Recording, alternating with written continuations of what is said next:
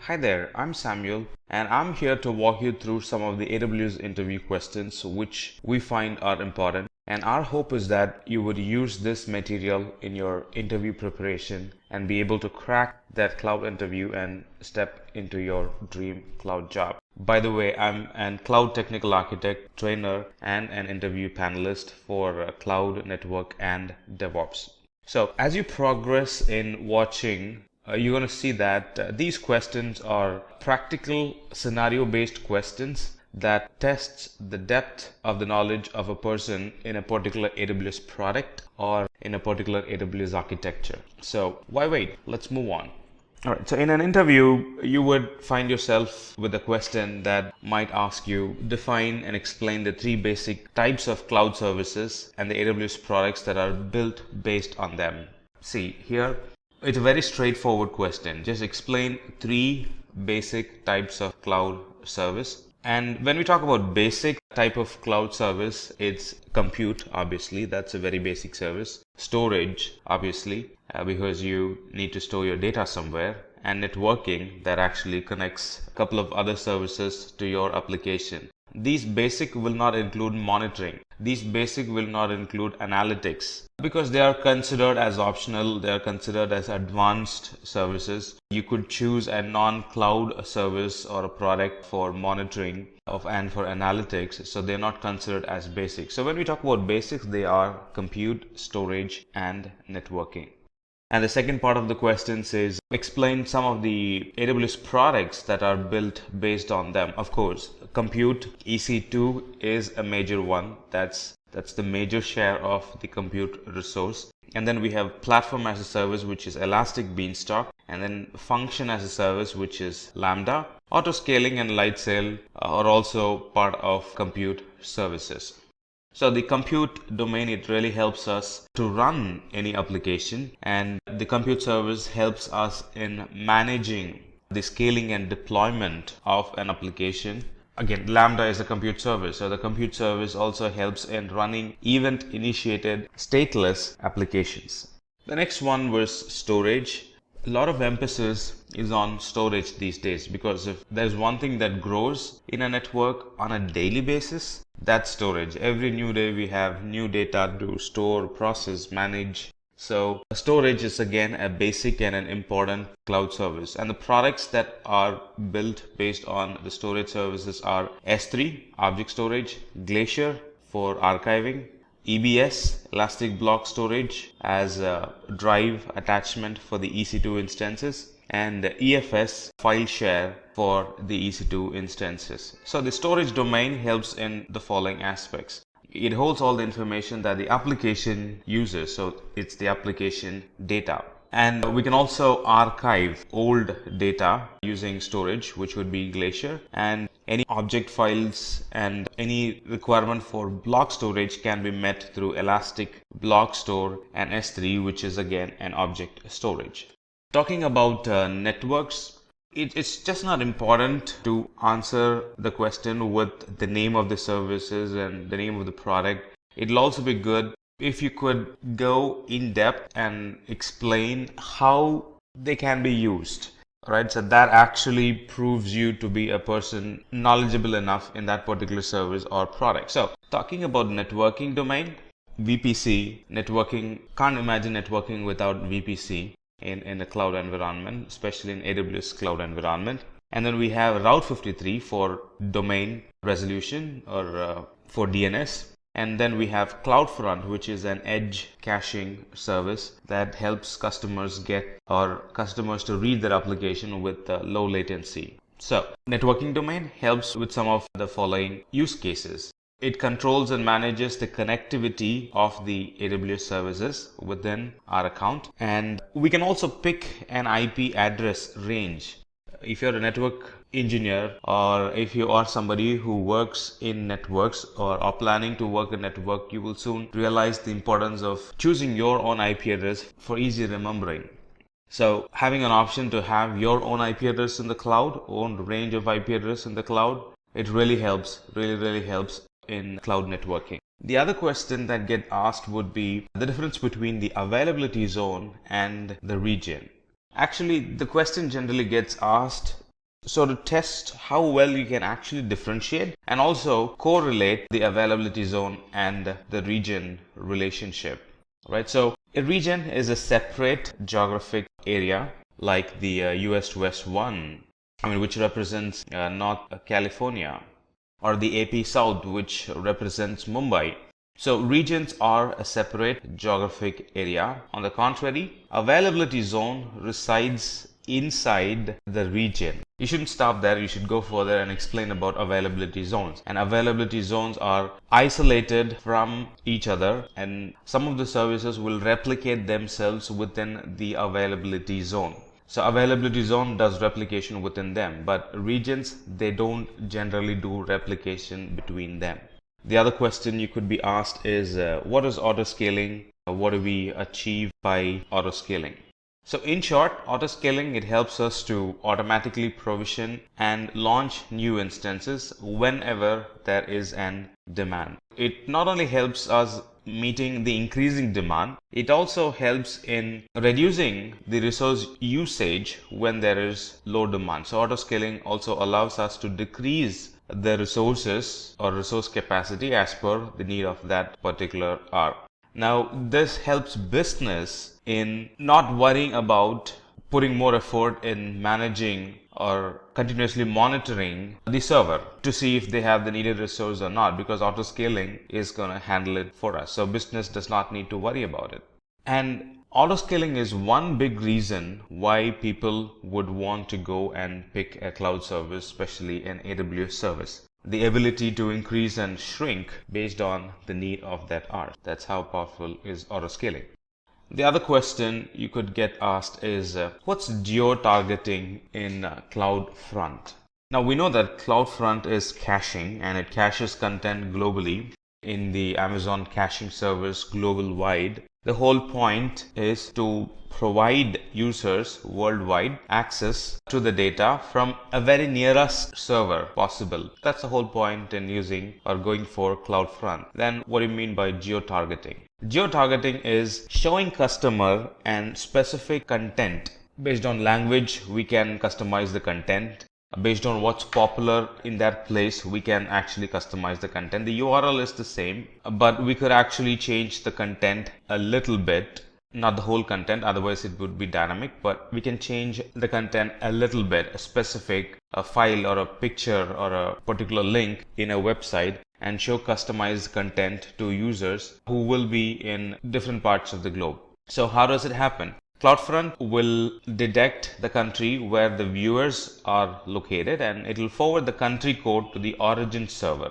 And once the origin server gets the specialized or a specific country code, it will change the content and it will send to the caching server, and it gets cached there forever. And the user gets to view a content which is personalized for them for the country they are in. The other question you could get asked is the steps involved in using CloudFormation or creating a CloudFormation or backing up an environment with a CloudFormation template. We all know that if there is a template, we can simply run it and it provisions the environment, but there is a lot more going into it. So the first step in moving towards infrastructure as a code is to create the CloudFormation template, which as of now supports JSON and YAML file format. So first create the CloudFormation template and then save the code in an S3 bucket. S3 bucket serves as the repository for our code, and then from the CloudFormation call the file in the S3 bucket and create a stack. And now CloudFormation uses the file, reads the file, understands services that are being called, understands the order, understands how they are connected with each other. CloudFormation is actually an intelligent service. It understands the relation. Based on the code, it would understand the relationship between the different services, and it would set an order for itself and then would provision the services one after the other. Let's say a service has a dependency, and the dependent service, the other service which this service, let's say service A and B, service B is dependent on service A, let's say. CloudFormation is an intelligent service. It would provision the resource A first and then would provision resource B. What happens if we inverse the order? If we inverse the order, resource B first gets provision, and because it does not have dependency, chances that the CloudFormation's default behavior is that if something is not provisioned properly, if something is not healthy, it would roll back. Chances that the environment provisioning will roll back. So to avoid that, CloudFormation first provisions all the services that has or that's dependent by another service. So it provisions those services first and then provisions the services that has dependencies.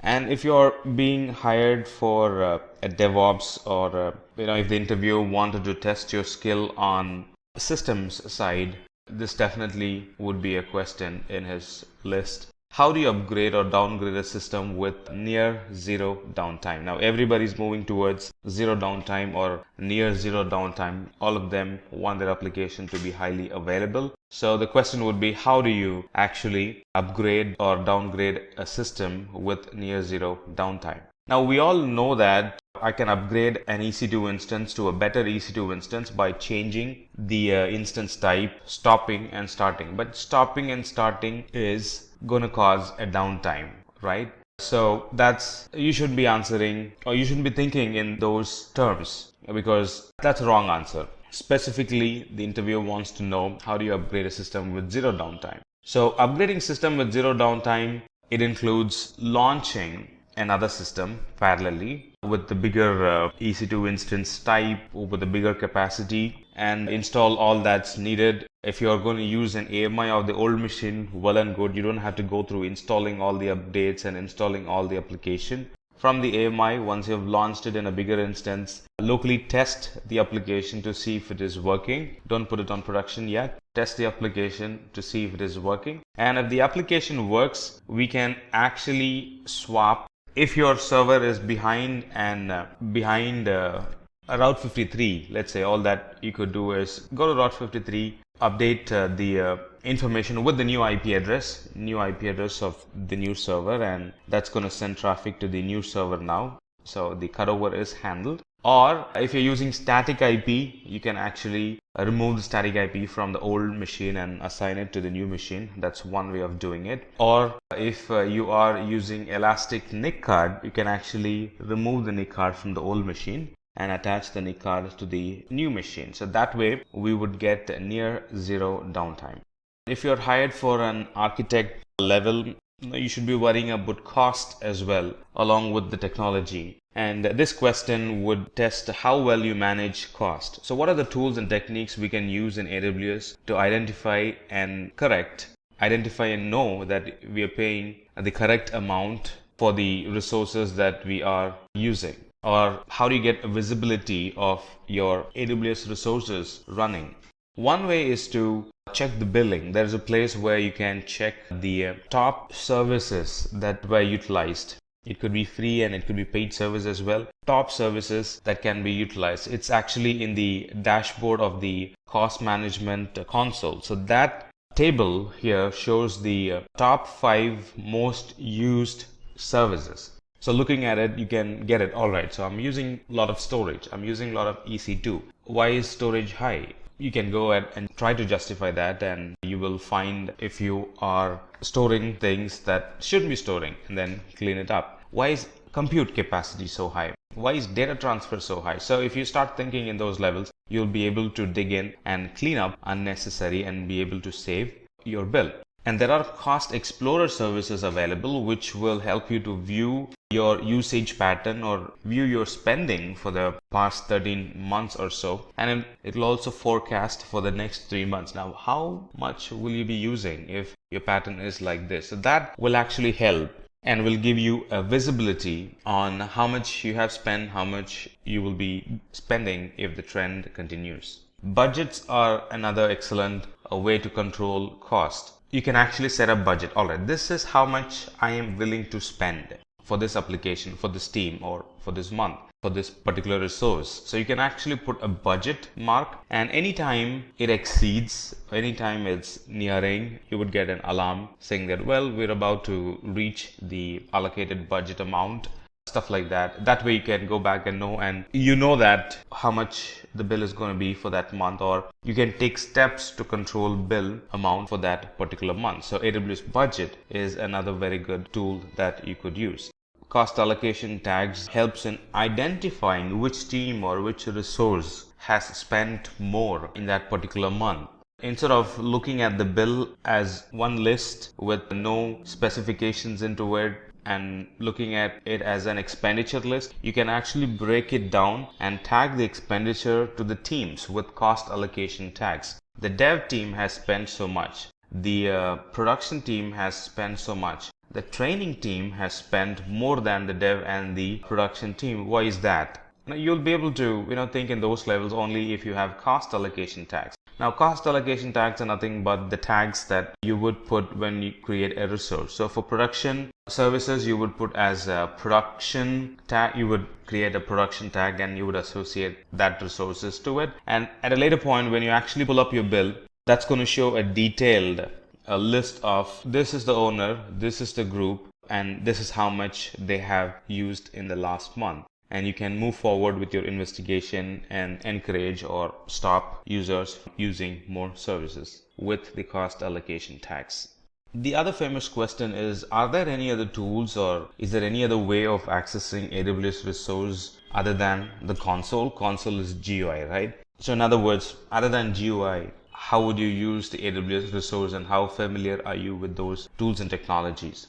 The other tools that are available that we can leverage and access the AWS resource are, of course, PuTTY. You can configure PuTTY to access the AWS resources, like log into an EC2 instance. An EC2 instance does not always have to be logged in through the console. You could use PuTTY to log into an EC2 instance, and like the jump box, like the proxy machine, and like the gateway machine. And from there, you can actually access the rest of the resources. So this is an alternative to the console. And of course, we have the AWS CLI in any of the Linux machines or Windows machines. We can install, so that's point 2, 3, and 4. We can install AWS CLI for Linux, Windows, also for Mac. So we can install them, and from there, from your local machine, we can access, run AWS commands and access, provision, monitor the AWS resources. The other ones are, we can access the AWS resource programmatically using AWS SDK and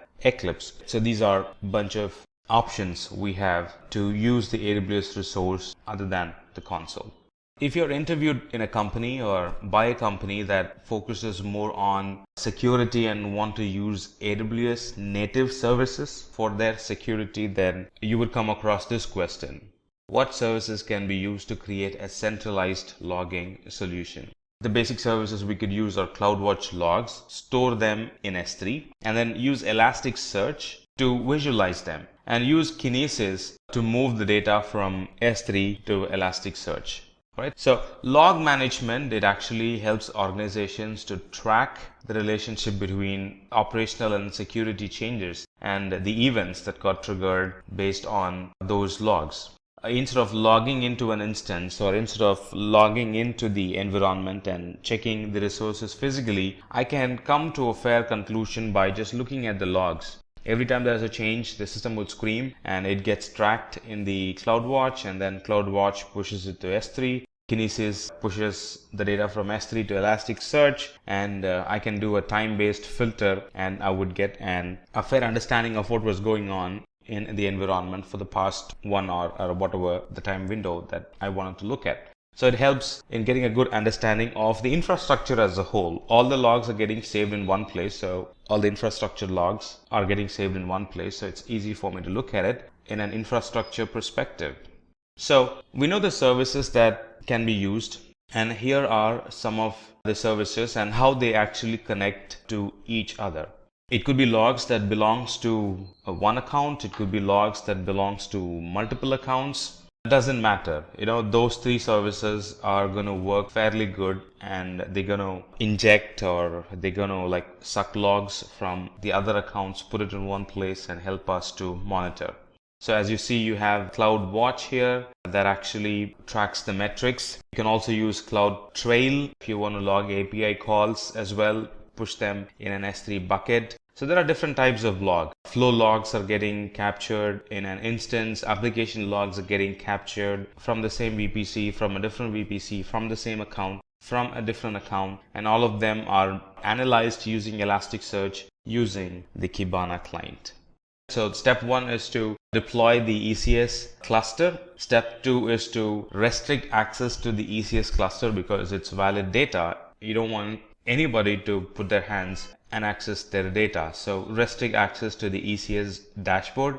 And we could use Lambda also to push the data from Cloudwatch to the Elasticsearch domain. And then Kibana is actually the graphical tool that helps us to visualize the logs instead of looking at log as just statements or in a bunch of characters, a bunch of files. Kibana helps us to analyze the logs in a graphical or a chart or a bar diagram format. Again, in an interview, the interviewer is more concerned about testing your knowledge on AWS security products, especially on the logging, monitoring, event management, or incident management. Then you could have a question like this: what are the native AWS security logging capabilities? Now, most of the services have their own logging in them, like S3. S3 has its own login, and CloudFront has its own logging. DS has its own logging. VPC has its own logging. In addition, there are account level logins like CloudTrail and AWS config services. So there are a variety of logging options available in the AWS like CloudTrail, config, CloudFront, Redshift logging, RDS logging, VPC flow logs, S3 object logging, S3 access logging, stuff like that. So we're going to look at two servers in specific. CloudTrail. Now this CloudTrail, the very first product in that picture we just saw, the CloudTrail provides an very high level history of the API calls for all the accounts. And with that, we can actually perform a very good security analysis of our account. And these logs are actually delivered to, you can configure it, they can be delivered to S3 for long time archivals. And based on a particular event, it can also send an email notification to us saying, hey, just got this error, thought I'll let you know, stuff like that. The other one is config service. Now, config service helps us to understand the configuration changes that happened in our environment, and we can also set up notifications based on the configuration changes. So it records the cumulative changes that are made in a short period of time. So if you want to go through the lifetime of a particular resource, what are the things that happened? What are the things it went through? They can be looked at using AWS config. All right. The other question you could get asked is if your role includes taking care of cloud security as well. Then the other question you could get asked is the native services that Amazon provides to mitigate DDoS, which is denial of service. Now, not all companies would go with Amazon native services, but there are some companies which want to stick with Amazon native services just to save them from the headache of managing the other softwares or bringing in another tool, a third-party tool, into managing DDoS. They simply want to stick with Amazon proprietary Amazon native services, and a lot of companies are using Amazon service to prevent DDoS, denial of service. Now, denial of service is, if you already know what denial of service is, well and good. If you do not know, then let's know it now. Denial of service is a user trying to or maliciously making attempt to access a website or an application.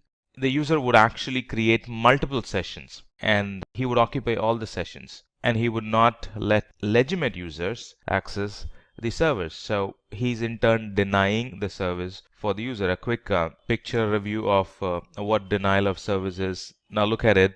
These users, instead of making one connection, they are making multiple connections, and there are cheap software programs available that would actually trigger connections from different computers in the internet with different MAC addresses. So everything kind of looks legitimate for the server, and it would accept those connections and it would keep the sessions open. The actual users won't be able to use them. So that's denying the service for the actual users, denial of service. All right, and distributed denial of service is generating attacks from multiple places, from a distributed environment. So that's distributed denial of service. So the tools, the native tools that helps us to prevent the denial of service attacks in AWS is Cloud Shield and Web Access Firewall, AWS WAF. Now they are the major ones. They are designed to mitigate a denial of service. If your website is often bothered by denial of service, then we should be using AWS Shield or AWS WAF. And there are a couple of other tools that also does. When I say that also does, denial of service is not their primary job, but you could use them for denial of service. Route 53's purpose is to provide DNS. CloudFront is to provide caching. Elastic Load Balancer, ELB's work is to provide load balancing. VPC is to create an secure virtual private environment. But they also support mitigating denial of service, but not to the extent you would get in AWS Shield and AWS WAF. So AWS Shield and WAF are the primary ones, but the rest can also be used to mitigate distributed denial of service. The other tricky question is this actually will test your familiarity with the region and the services available in the region. So when you're trying to provision a service in a particular region, you're not seeing the service in that region. How do we go about fixing it, or how do we go about using the service in the cloud? It's a tricky question. And if you have not gone through such situation, you can totally blow it away. You really need to have a good understanding on regions, the services available in those regions, and what if a particular service is not available, how to go about doing it. The answer is not all services are available in all regions. Anytime Amazon announces a new service, they don't immediately publish them on all regions. They start small, and as in when the traffic increases, as in when it becomes more likable to the customers, they actually move the service to different regions. So as you see in this picture, within America, North Virginia has more services compared to Ohio or compared to North California. So within North America itself, North Virginia is the preferred one. So similarly, there are preferred regions within Europe, Middle East, and Africa, and preferred regions within Asia Pacific. So anytime we don't see a service in a particular region, chances that the service is not available in that region yet, we got to check the documentation and find the nearest region that offers that service and start using the service from that region. Now you might think, well, if I'm looking for a service in Asia, let's say in Mumbai, and if it is not available, why not simply switch to North Virginia and start using it? You could, but that's going to add more latency to your application. So that's why we need to check for application, which is check for region, which is very near to the place where you want to serve your customers, and find nearest region instead of always going back to North Virginia and deploying your application in North Virginia. Again, there's a place, there's a link in aws.com that you can go and look for services available in different region, and that's exactly what you're seeing here. And if your service is not available in a particular region, switch to the other region that provides your service, the nearest other region that provides that service, and start using service from there. With the coming up of cloud, a lot of companies have turned down their monitoring team. Instead, they want to go with the monitorings that cloud provides. Nobody wants to, or at least many people don't want to go through the hassle of, at least new startups and new companies that are thinking of having a monitoring environment. Now, they don't want to go with traditional NOC monitoring. Instead, they would like to leverage AWS monitorings available, because it monitors a lot of stuff, not just the availability, but it monitors a lot of stuff like failures, errors. It also triggers emails, stuff like that. So how do you actually set up a monitor to website? How do you set up a monitor to monitor the website metrics in real time in AWS?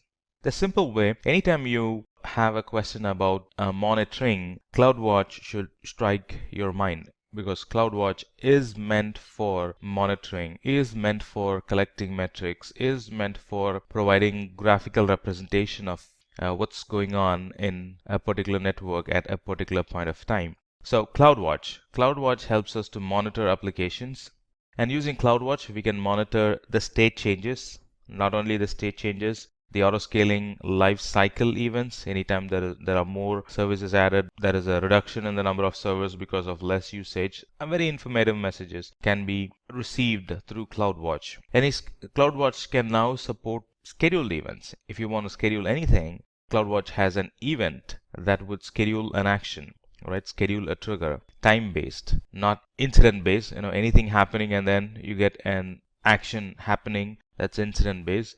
On the other hand, you can simply schedule few things on time-based. So that's possible with CloudWatch.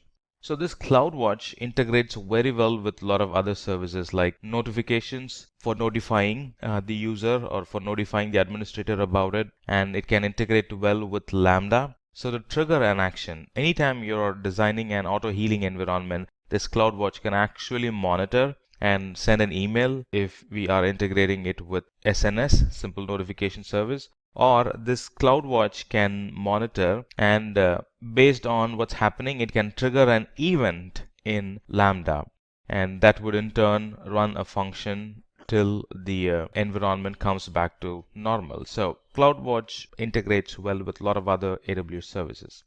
Alright, so CloudWatch has three statuses: green when everything is going good, yellow when the service is degraded, and red when the service is not available.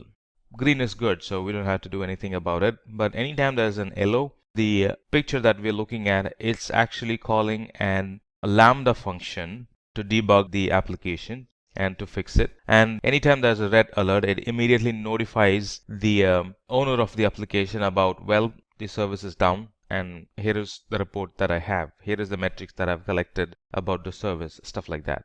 If the job role requires you to manage the service as well, there are certain job roles which are on the system side. There are certain job roles which is development plus system side. Now you're responsible for the application and the server as well. So if that's the case, you might be tested with some basic questions like the different types of virtualization in AWS and what are the difference between them.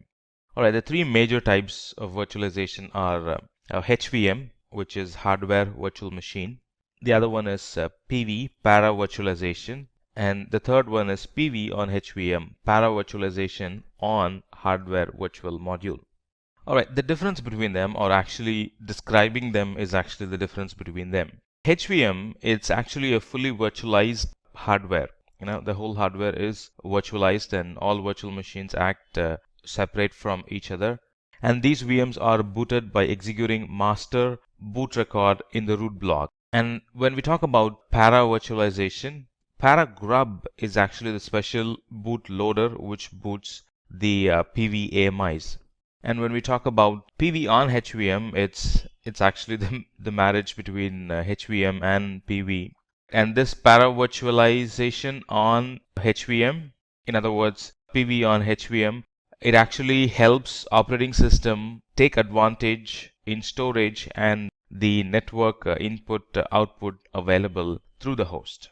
Another good question is, name some of the services that are not region specific. Now, you've been taught that all services are within a region and some services are within an availability zone. For example, EC2 is within an availability zone, EBS is within an availability zone, S3 is region specific, DynamoDB is region specific, stuff like that. VPC is both availability and region specific, meaning subnets are availability zone specific and VPC is region specific, stuff like that. So you might have thought, you might have learned in that combination. But there could be some tricky questions that tests you how well you have understood the region, non-region, and availability, non-availability services.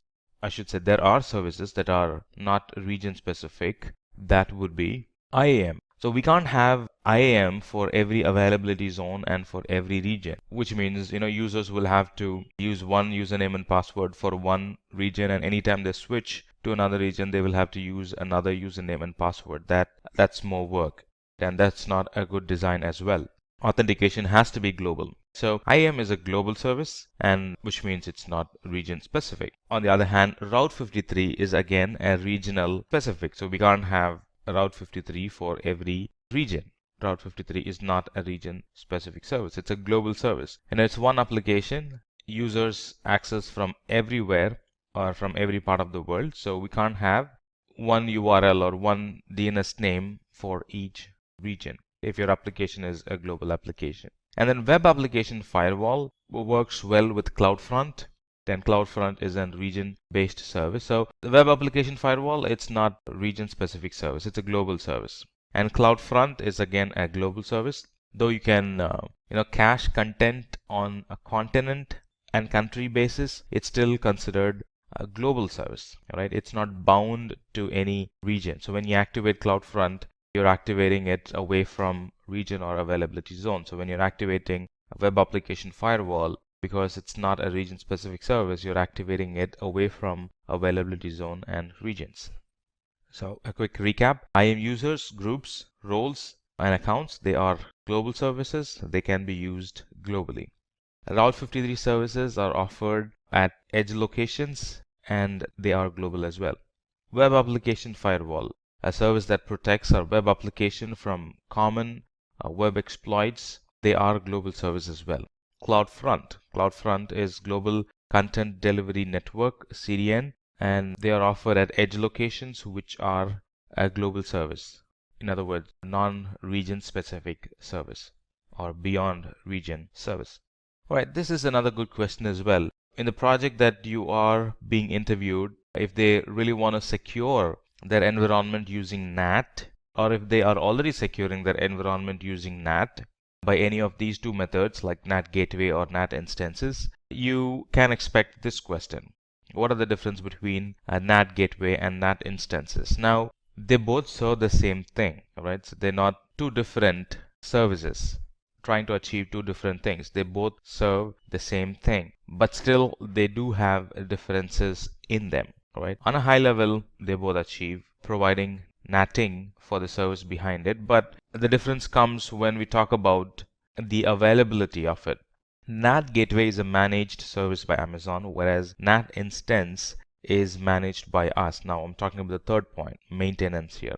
NAT gateway is managed by Amazon, NAT instance is managed by us, and availability of NAT gateway is very high and availability of NAT instance is less compared to the NAT gateway because it's managed by us. It's on an EC2 instance which could actually fail, and if it fails we'll have to relaunch it. But if it is NAT gateway, if something happens to that service, Amazon would take care of reprovisioning it. And talking about bandwidth, it can burst up to 75 gigabits. Traffic through the NAT gateway can burst up to 75 gigabits. But for NAT instance, it actually depends on the server that we launch. And if we are launching a T2 micro, it barely gets any bandwidth. So there's a difference there. And the performance, because it's highly available because of the bigger pipe, 75 gigabits, the performance of the NAT gateway is very high, but the performance of the NAT instance is going to be average. Again, it depends on the size of the NAT instance that we pick.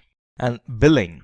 Billing for NAT gateway is the number of gateways that we provision and the duration for which we use the NAT gateway. But billing for NAT instance is number of instance and the type of instance that we use. Of course, number of instance, duration, and the type of instance that we use. Security in NAT gateway cannot be assigned, meaning it already comes with full packed security. But in NAT instance, security is a bit customizable. I can go and change the security because it's a server managed by me or managed by us. I can always change the security. Well, allow this, don't allow this, stuff like that. Size and load of the NAT gateway is uniform, but the size and the load of the NAT instance changes as per a NAT gateway is a fixed product. But NAT instance can be small instance, can be a big instance, so the size and the load through it varies. Right. The other question you could get asked is, what are the difference between stopping and terminating an EC2 instance? Now you will be able to answer only if you have worked on environments where you have your instance stopped and where you have your instance terminated. If you have only used lab and are attending the interview, chances are that your way is lost when answering this question. It might look like both are the same. Well, stopping and terminating, both are the same. But there is a difference in it. So when you stop an instance, it actually performs a normal shutdown on the instance and it simply moves the instance to the stopped state. But when you actually terminate the instance is moved to the stop state. The EBS volumes that are attached to it are deleted and removed, and we'll never be able to recover them again. So that's a big difference between stopping and terminating an instance. If you're thinking of using the instance again, along with the data in it, you should only be thinking of stopping the instance. But you should be terminating the instance only if you want to get rid of that instance forever. If you are being interviewed for an architect level position or a junior architect level position or even an cloud consultant level position or even in an engineering position, this is a very common question that get asked. What are the different types of EC2 instances based on their cost or based on how we pay them, right? They're all compute capacity. For example, the different types are on-demand instances, spot instances, and reserved instances. It kind of looks the same. They all provide the compute capacity. They all provide the same type of hardwares for us. But if you're looking at cost saving or optimizing cost in our environment, we got to be very careful about which one are we picking. Now we might think that, well, I'll go with on-demand instance because I pay on a per hour basis, which is cheap. I can use them anytime I want, and anytime I don't want, I can simply get rid of it by terminating it. You're right, but if the requirement is to use the service for 1 year, the requirement is to use the service for 3 years, then you'll be wasting a lot of money buying on-demand instances. You'll be wasting a lot of money paying on an hourly basis. Instead, we should be going for reserved instance where we can reserve the capacity for the complete 1 year or complete 3 years and save huge amount in buying reserved instances. Alright, so on-demand is cheap to start with if you're only planning to use it for a short while, but if you're planning to run it for a long while, then we should be going for reserved instance. That is what is cost efficient. So spot instance is cheaper than on-demand instance. And there are different use cases for spot instance as well. So let's look at one after the other. The on-demand instance. The on-demand instance is purchased at a fixed rate per hour. This is very short term and irregular workloads. And for testing, for development, on-demand instance is a very good use case. We should be using on-demand for production. Spot instance. Spot instance allows users to purchase EC2 at a reduced price, and anytime we have more instances, we can always go and sell it in spot instances. I'm referring to anytime we have more reserved instances, we can always sell them in spot instance catalog. And the way we buy spot instance is we actually put a budget. This is how much I'm willing to pay. All right, would you be able to give service within this cost? So anytime the price comes down and meets the cost that we have put in, we'll be assigned an instance. And anytime the price shoots up, the instance will be taken away from us. But in case of on-demand instances, we have bought that instance for that particular hour and it stays with us. But with spot instances, it varies based on the price. If you meet the price, you get the instance. If you don't meet the price, it goes away to somebody else. And the spot instance availability is actually based on supply and demand in the market. There's no guarantee that you will get spot instance at all time. All right, so that's a caveat there you should be familiar with. That's a caveat there you should be aware when you are proposing somebody that we can go for spot instance and save money. It's not always going to be available. If you want your spot instance to be available to you, then we need to carefully watch the history of the price of the spot instance. Now, how much was it last month and how much is it this month? So how can I quote, or how much can I quote, stuff like that. So you got to look at those history before you propose somebody that, well, we're going to save money using spot instance. On the other hand, reserved instance provide cost savings for the company. We can opt for reserved instances for 1 year or 3 years. There are actually 3 types of reserved instances: light, medium, and heavy reserved instances. They are based on the amount that we would be paying. And cost benefit also depends with reserved instance. The cost benefit also depends based on, are we doing all upfront or no upfront or partial payment, then split the rest as monthly payments. So there are many purchase options available. But overall, if you're looking at using an application for the next 1 year and 3 years, you should not be going for on-demand instance. You should be going for reserved instance, and that's what gives you the cost benefit. And in an AWS interview, sometimes you might be asked, how you interact with the AWS environment. Are you using CLI? Are you using console? And depending on your answer, whether console or CLI, the panelists put a score. Okay, this person is CLI specific, this person is console specific, or this person has used AWS environment through the SDK, stuff like that. So this question tests whether you are a CLI person or a console person. And the question goes like this. How do you set up SSH agent forwarding so that you do not have to copy the key every time you log in? If you have used PuTTY, anytime if you want to log into an EC2 instance, you will have to put the IP and the port number. Along with that, you will have to map, or we will have to map the key in the PuTTY, and this has to be done every time. That's what we would have done in our lab environments, right?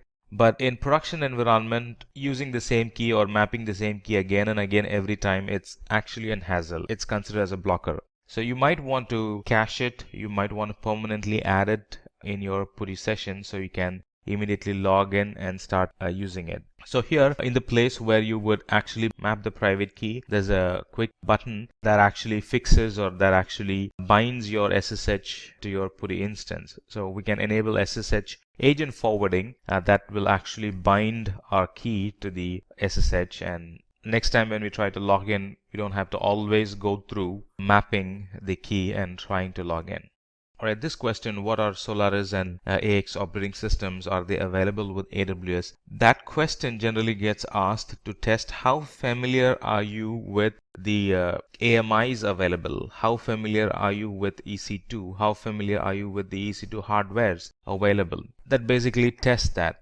Now the first question or the first thought that comes to your mind is, well, everything is available with AWS. I've seen Windows, I've seen Ubuntu, I've seen Red Hat, I've seen Amazon AMIs, and if I don't see my operating system there, I can always go to Marketplace and try them. If I don't find a Marketplace, I can always go to Community and try them. So there are a lot of AMIs available, there are a lot of operating systems available. I will be able to find Solaris and AX, but that's not the case.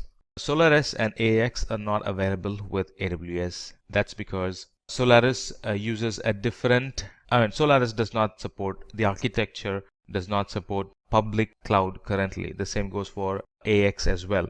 They run on Power CPU and not on Intel, and as of now, Amazon does not provide power machines. This should not be confused with HPC, which is high performance computing. Should not be confused with that. Now these are different hardwares, different CPU itself that the cloud providers they do not provide yet.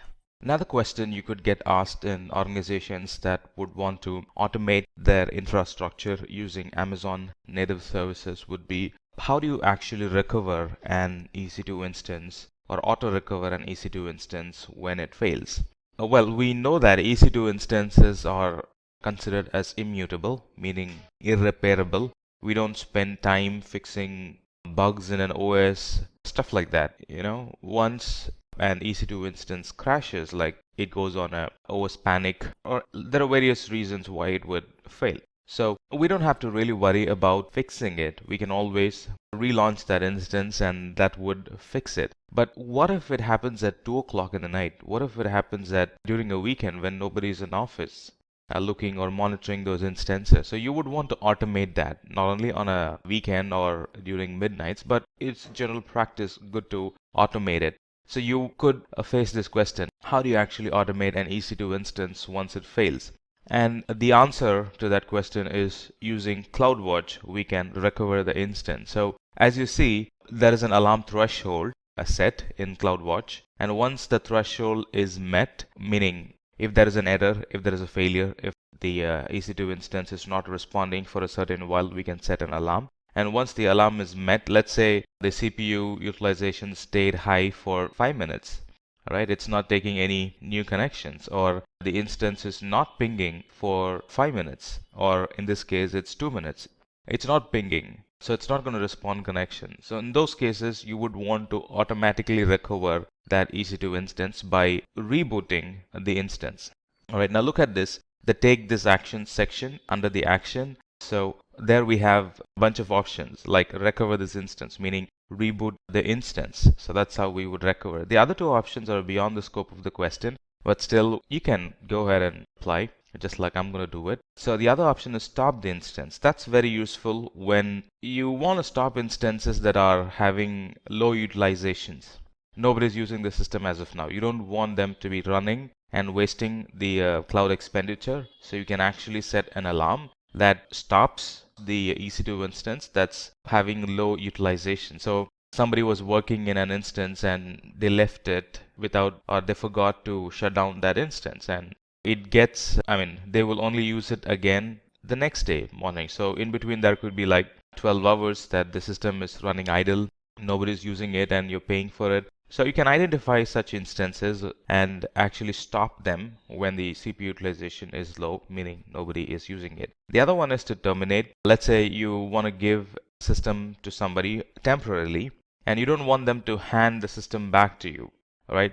This is actually an idea. In other words, this is actually the scenario. So you hand over a system to somebody, and when they're done, they're done. We can actually terminate the system. So you could instruct the other person to terminate the system when they're done, and they could forget and the instance could be running forever. Or you can monitor the system after the specified time is over and you can terminate the system. Or best part, you can automate the system termination. So you assign a system to somebody and then turn on this Cloudwatch action to terminate the instance when the CPU is low for like 2 hours, meaning they've already left, or CPU is low for 30 minutes, meaning they've already left, stuff like that. So that's possible. And if you're getting hired for an system side architect or even on the sysops side, you could face this question: what are the common and different types of AMI designs? There are a lot of AMI designs. The question is the common ones and the difference between them. So the common ones are the full back AMIs, and the other one is just enough OS AMI, JEOS AMI, and the other one is hybrid type AMIs. So let's look at the difference between them. The full backed AMI, just like the name says, it's fully baked. It's ready to use AMI. This is the simplest AMI to deploy. It can be a bit expensive, it can be a bit cumbersome because you'll have to do a lot of work beforehand. You could use the AMI. So a lot of planning, a lot of thought process will go into it, and the AMI is ready to use, right? You hand over the AMI to somebody and it's ready to use. Or if you want to reuse the AMI, it's already ready for you to use. So that's full baked AMI. The other one is just enough operating system AMI. Just like the name says, it has, as you can also see in the diagram or in the picture, it covers a part of the OS. All bootstraps are already packed properly, and the security monitoring, logging, and the other stuff are configured at the time of deployment or at the time you would be using it. So not much thought process will go in here. The only focus is on choosing the operating system and what goes, the operating system specific agents or bootstraps that goes into the operating system. That's all we worry about. The advantage of this is it's flexible, meaning you can choose to install additional softwares at the time of deploying, but that's going to require an additional expertise on the person who will be using the AMI. So that's another overhead there. But the advantage is that it's kind of flexible. I can change the configurations during the time of deployment. The other one is a hybrid AMI. Now the hybrid AMI actually falls in between the fully baked AMI and just enough operating system options. So these AMIs have some features of the baked type and some features of the just enough OS type. So as you see, the security monitoring, logging are packed in that AMI, and the runtime environments are installed during the time of a deployment. So this is where the strict company policies would go into the AMI. Company policies like you got to log this, you got to monitor this. These are the ports that generally gets open in all our systems, stuff like that. So they strictly go into the AMI and sits in an AMI format. And during deployment, you have the flexibility of choosing the different runtime and the application that sits in an EC2 instance. Another very famous question you would face in an interview is, how can you recover login to an EC2 instance to which you lost the key? Well, we know that if the key is lost, we can't recover it. There are some organizations that integrate their EC2 instances with an AD. That's different. All right, so you can go and reset the password in the AD and you will be able to log in with the new password. But here the specific tricky question is, you are using a key to log in, and how do you recover if you have lost the key? Generally, companies would have made a backup of the key so we can pick from the backup. But here the specific question is, we have lost the key, literally no backups on the key at all. So how can we log in? And we know that we can't log into the instance without the key present with us. So the steps to recover is that make the instance use another key and use that key to log in. Once the key is lost, it's lost forever. We won't be able to recover it. You can't raise a ticket with Amazon. Not possible. They're not going to help. It's beyond the scope. So make the instance use another key. It's only the key that's the problem. You still have valid data in it. You got to recover the data. It's just the key that's having the problem. So we can actually focus on the key part alone and change the key, and that will allow us to log in. So how do we do it? Step-by-step procedure. So first, verify the EC2 config service is running in that instance. If you want, you can actually beforehand install the EC2 config in that service, or you can actually make the EC2 config run through the console. Just a couple of button clicks and that'll make the EC2 config run in that EC2 instance, and then detach the root volume for that instance. Of course, it's going to require a stop and start. So detach the root volume from the instance, attach the root volume to another instance as a temporary volume, or it could be a temporary instance that you've launched only to fix this issue, and then log in to that instance and to that particular volume and modify the configuration file, modify it to use the new key, and then move the root volume back to its original position and restart the instance. And now the instance is going to have the new key, and you also have the new key with which you can log in. So that's how we go ahead and fix it. Now let's move on to some product specific or S3 product specific questions. A general perception is S3 and EBS can be used interchangeably, and the interviewer would want to test your knowledge on S3 and EBS. Well, EBS uses S3, that's true, but they can't be interchangeably used. So you might face this question: what are some key differences between AWS S3 and EBS? Well, the differences are: S3 is an object store, meaning you can't install anything in it. You can store drive files, but you can't actually install in it. It's not a file system. But EBS is a file system. You can install services, install applications in it, and that's going to run stuff like that. And talking about performance, S3 is much faster and EBS is super faster when accessing from the instance, because from the instance, if you need to access S3, you'll actually have to go out through the internet and access the S3, or S3 is an external service, a very external service. You'll have to go through, or you'll have to go outside of your VPC to access S3. S3 does not come under a VPC, but EBS comes under a VPC. It's on the same VPC, so you would be able to use it kind of locally. Compared to S3, EBS is very local, so that way it's going to be faster. And redundancy, talking about redundancy of S3 and EBS. S3 is replicated. The data in S3 is replicated across the data centers, but EBS is replicated within the data center, meaning S3 is replicated across availability zones. EBS is within an availability zone. So that way redundancy is a bit less in EBS. In other words, redundancy is higher in S3 than EBS.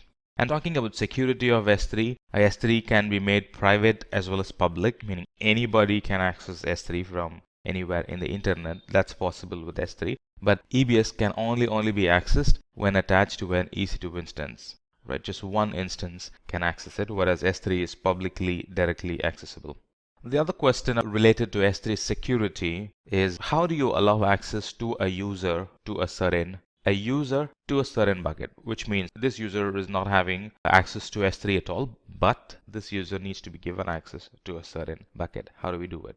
The same case applies to servers as well. In few cases, there could be an instance where a person is new to the team and you actually don't want them to access the production service.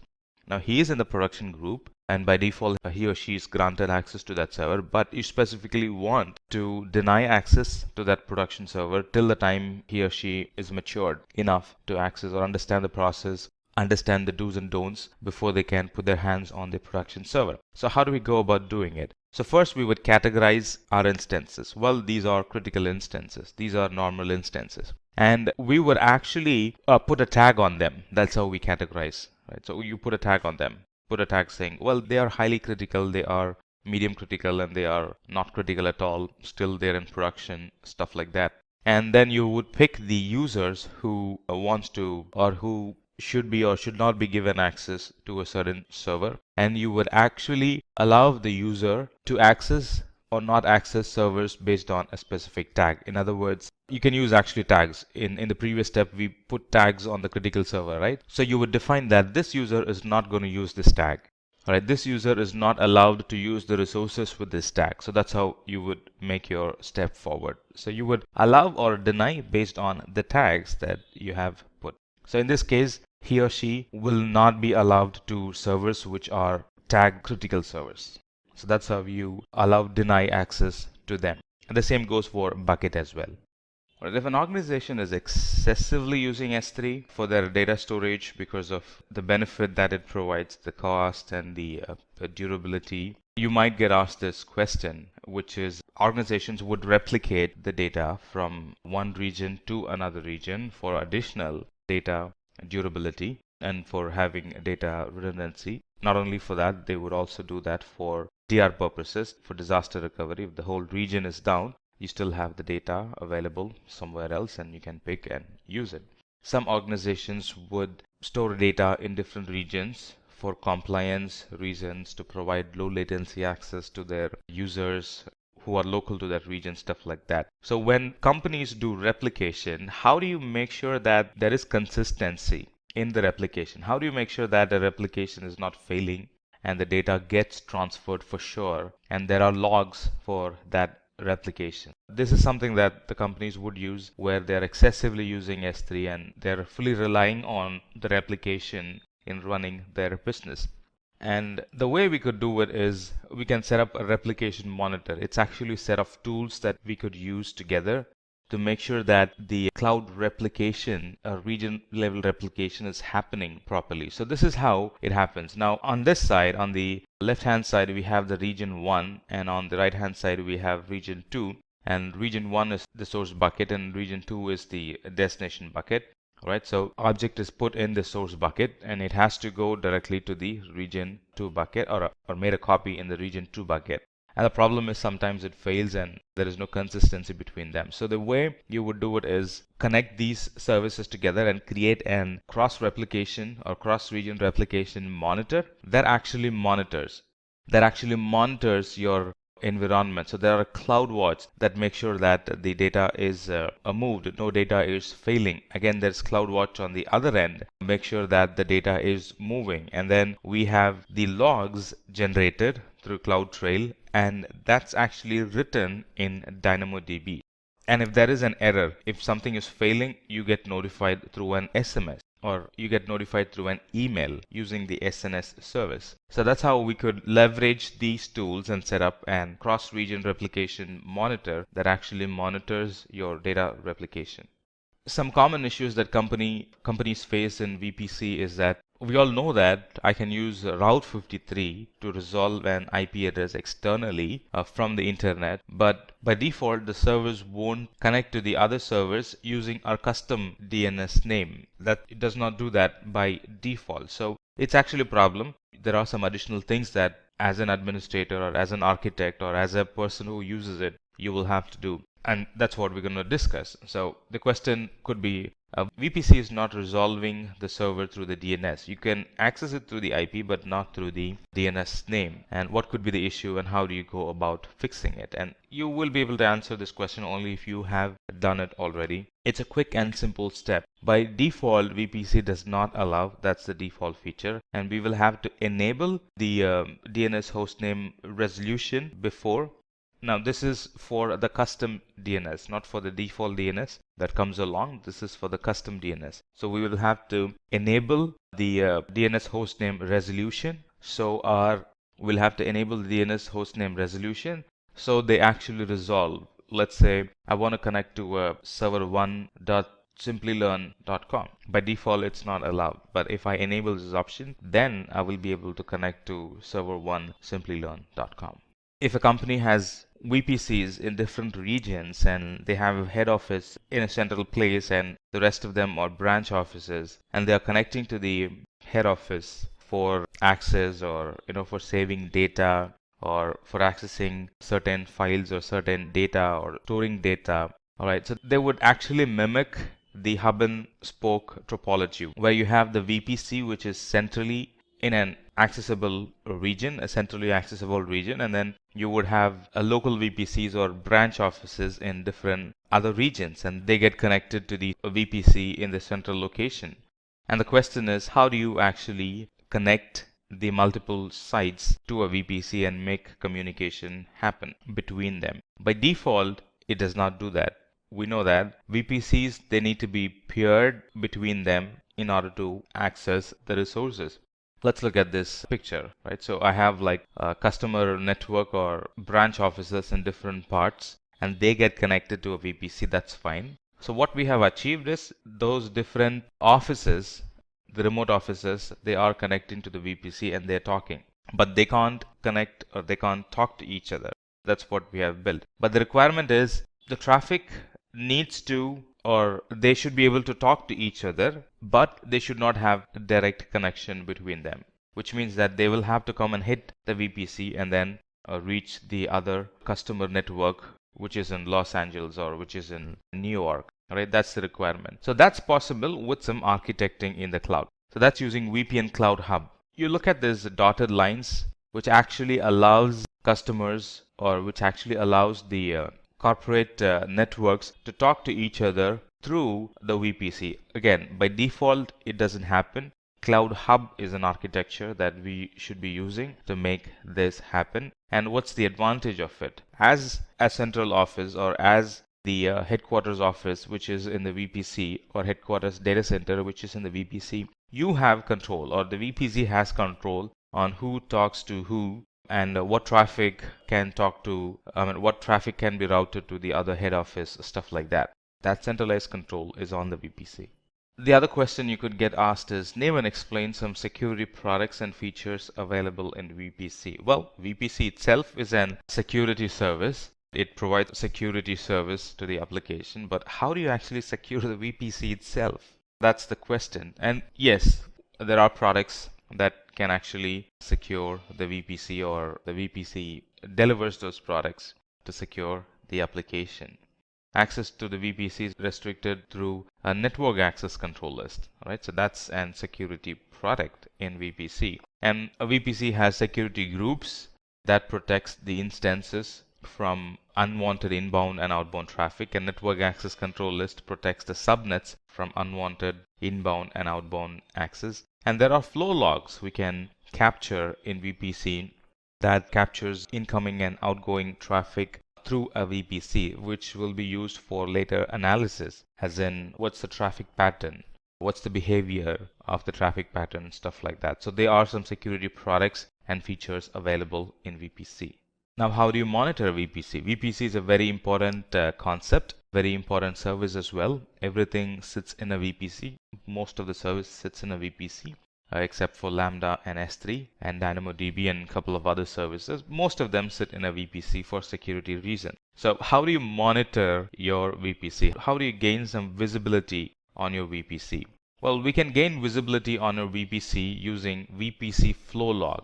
That's the basic service. As you see, it actually captures what's allowed, what's not allowed, stuff like that. Which IP is allowed, which IP is not allowed, stuff like that. So we can gather it and we can use that for analysis.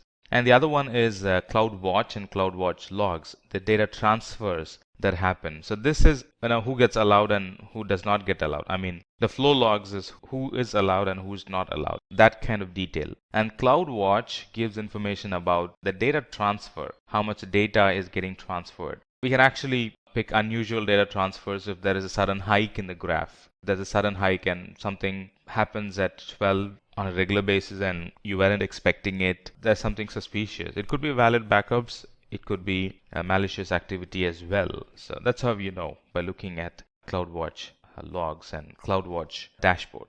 Now let's talk about multiple choice questions. When going for an interview, you might sometimes find yourself that the company is conducting an online test. Based on the score, they can put you to a panelist and then they would take it forward. So we thought we'll also include multiple choice questions to help you better handle such situation if you come across. Alright, when you find yourself in such situation, the key to clear them is to understand the question properly, read between the lines. That's what they say. There can be like a big paragraph with 3 lines or 10 lines. You really got to understand what the question is about and then try to find answer for that question. So that's thumb rule number 1. And then the second rule is try to compare and contrast the services mentioned, or try to compare and contrast the answers. You can easily weed out 1 or 2 answers, and then you will be left with only 2 answers to decide from. So that also helps you with time, and that also helps you with some precision in your answer. So number 1, read between the lines. Number 2, compare and contrast the services, and you'll be able to easily weed out the wrong ones. So let's try answering this question. Suppose you are a game designer and you want to develop a game with a single digit millisecond latency. Which of the following database services would you choose? So we know that the following are database services. Good enough. All right. And it talks about millisecond latency. That's a key point. And the third thing is it's a game. Could be a mobile game. It's a game that you are trying to design, and you need millisecond latency, and it has to be a database. Alright, so let's talk about the options available. RDS. RDS is a database for sure. Is it good for game design? We'll come back to that. Neptune. Neptune is a graph, a database service in Amazon. So that's kind of out of the equation. And Snowball is actually a storage. Alright, it's a transport medium, I would say. So that's again out of the equation. So the tie is between RDS and DynamoDB. So if we need to talk about RDS, RDS is a platform as a service. It provides cost-efficient, resizable capacity, but it's an SQL database, meaning the tables are kind of strict. It's good for banking and other type of applications, but not really good for anything that has to do with gaming. So the only option left is DynamoDB. Again, it's the right answer. DynamoDB is actually an fast and flexible NoSQL database service, and it provides a single-digit millisecond latency at any scale. And it's a database at the same time. It's a key value store model database. So the right answer is DynamoDB. All right. Let's look at the next question. If you need to perform real-time monitoring of AWS services and get actionable insights, which service would you use? All right, let's list the services. So it talks about real-time monitoring. A firewall manager, what does it provide? Now, firewall manager is not really a monitor, just like the name says, it's a manager. It manages multiple firewalls. And AWS Guard Duty is an threat detection service. It does monitoring. It does continuously monitor our environment, but it monitors for threats. All right, only threats. Now let's talk about Cloudwatch. Cloudwatch is a service that helps to track metrics. It's a service that is used to monitor the environment and give us a system-wide visibility, and also it helps us to store logs. So at the moment it kind of looks like that could be the right answer. We don't know that yet, but we have one more option left. That's EBS. So what's EBS? EBS is a block storage, elastic block store. If we abbreviate EBS, it's elastic block store. So all three of them are easily out of the question. The first one is to manage. Second one is to find threats. Of course, it does monitoring. So there's, if there is one relation between Cloudwatch and Guard Duty, that's monitoring. So easily we can actually find ourselves slipped towards picking Guard Duty, but know that Guard Duty is only for gaining security insight, but not about gaining AWS service insight. So Cloudwatch is a service that helps us to get a system-wide or an AWS-wide or an account-wide. It has a number of metrics we can monitor and get a very good insight of how a service is performing, be it CPU, be it RAM, be it network utilization, be it connection failures. Cloudwatch is a service that helps us perform a real-time monitoring and get some actionable insights on the services. All right, let's talk about this 33rd question. As a web developer, you are developing an app especially for the mobile platform. All right, there is a mention that this is especially for the mobile platform. So a lot of services gets filtered out, mobile platform. Right, which of the following lets you add user sign up, sign in, and access control to your web and mobile app quickly and easily? All right, so this is all about signing in to your mobile app. So if we need to read between the lines, that's how we can read sign up or sign in into an mobile platform. Alright, so we have like 4 options here. Shield, AWS Massey, AWS Inspector, Amazon Cognito. So let's try to weed out services which are not relevant to it. So what's AWS Shield? AWS Shield is actually a service that provides a DDoS mitigation or a DDoS protection, denial of service protection. It's a security feature. Let's talk about the second option. AWS Massey is again a security service that uses machine learning to automatically discover and classify the data. It again talks about security, and this security is all about encrypting or saving the data. It does not come close with signing up an mobile platform. Alright, let's talk about the other one, AWS Inspector. Now, AWS Inspector has something to do with apps.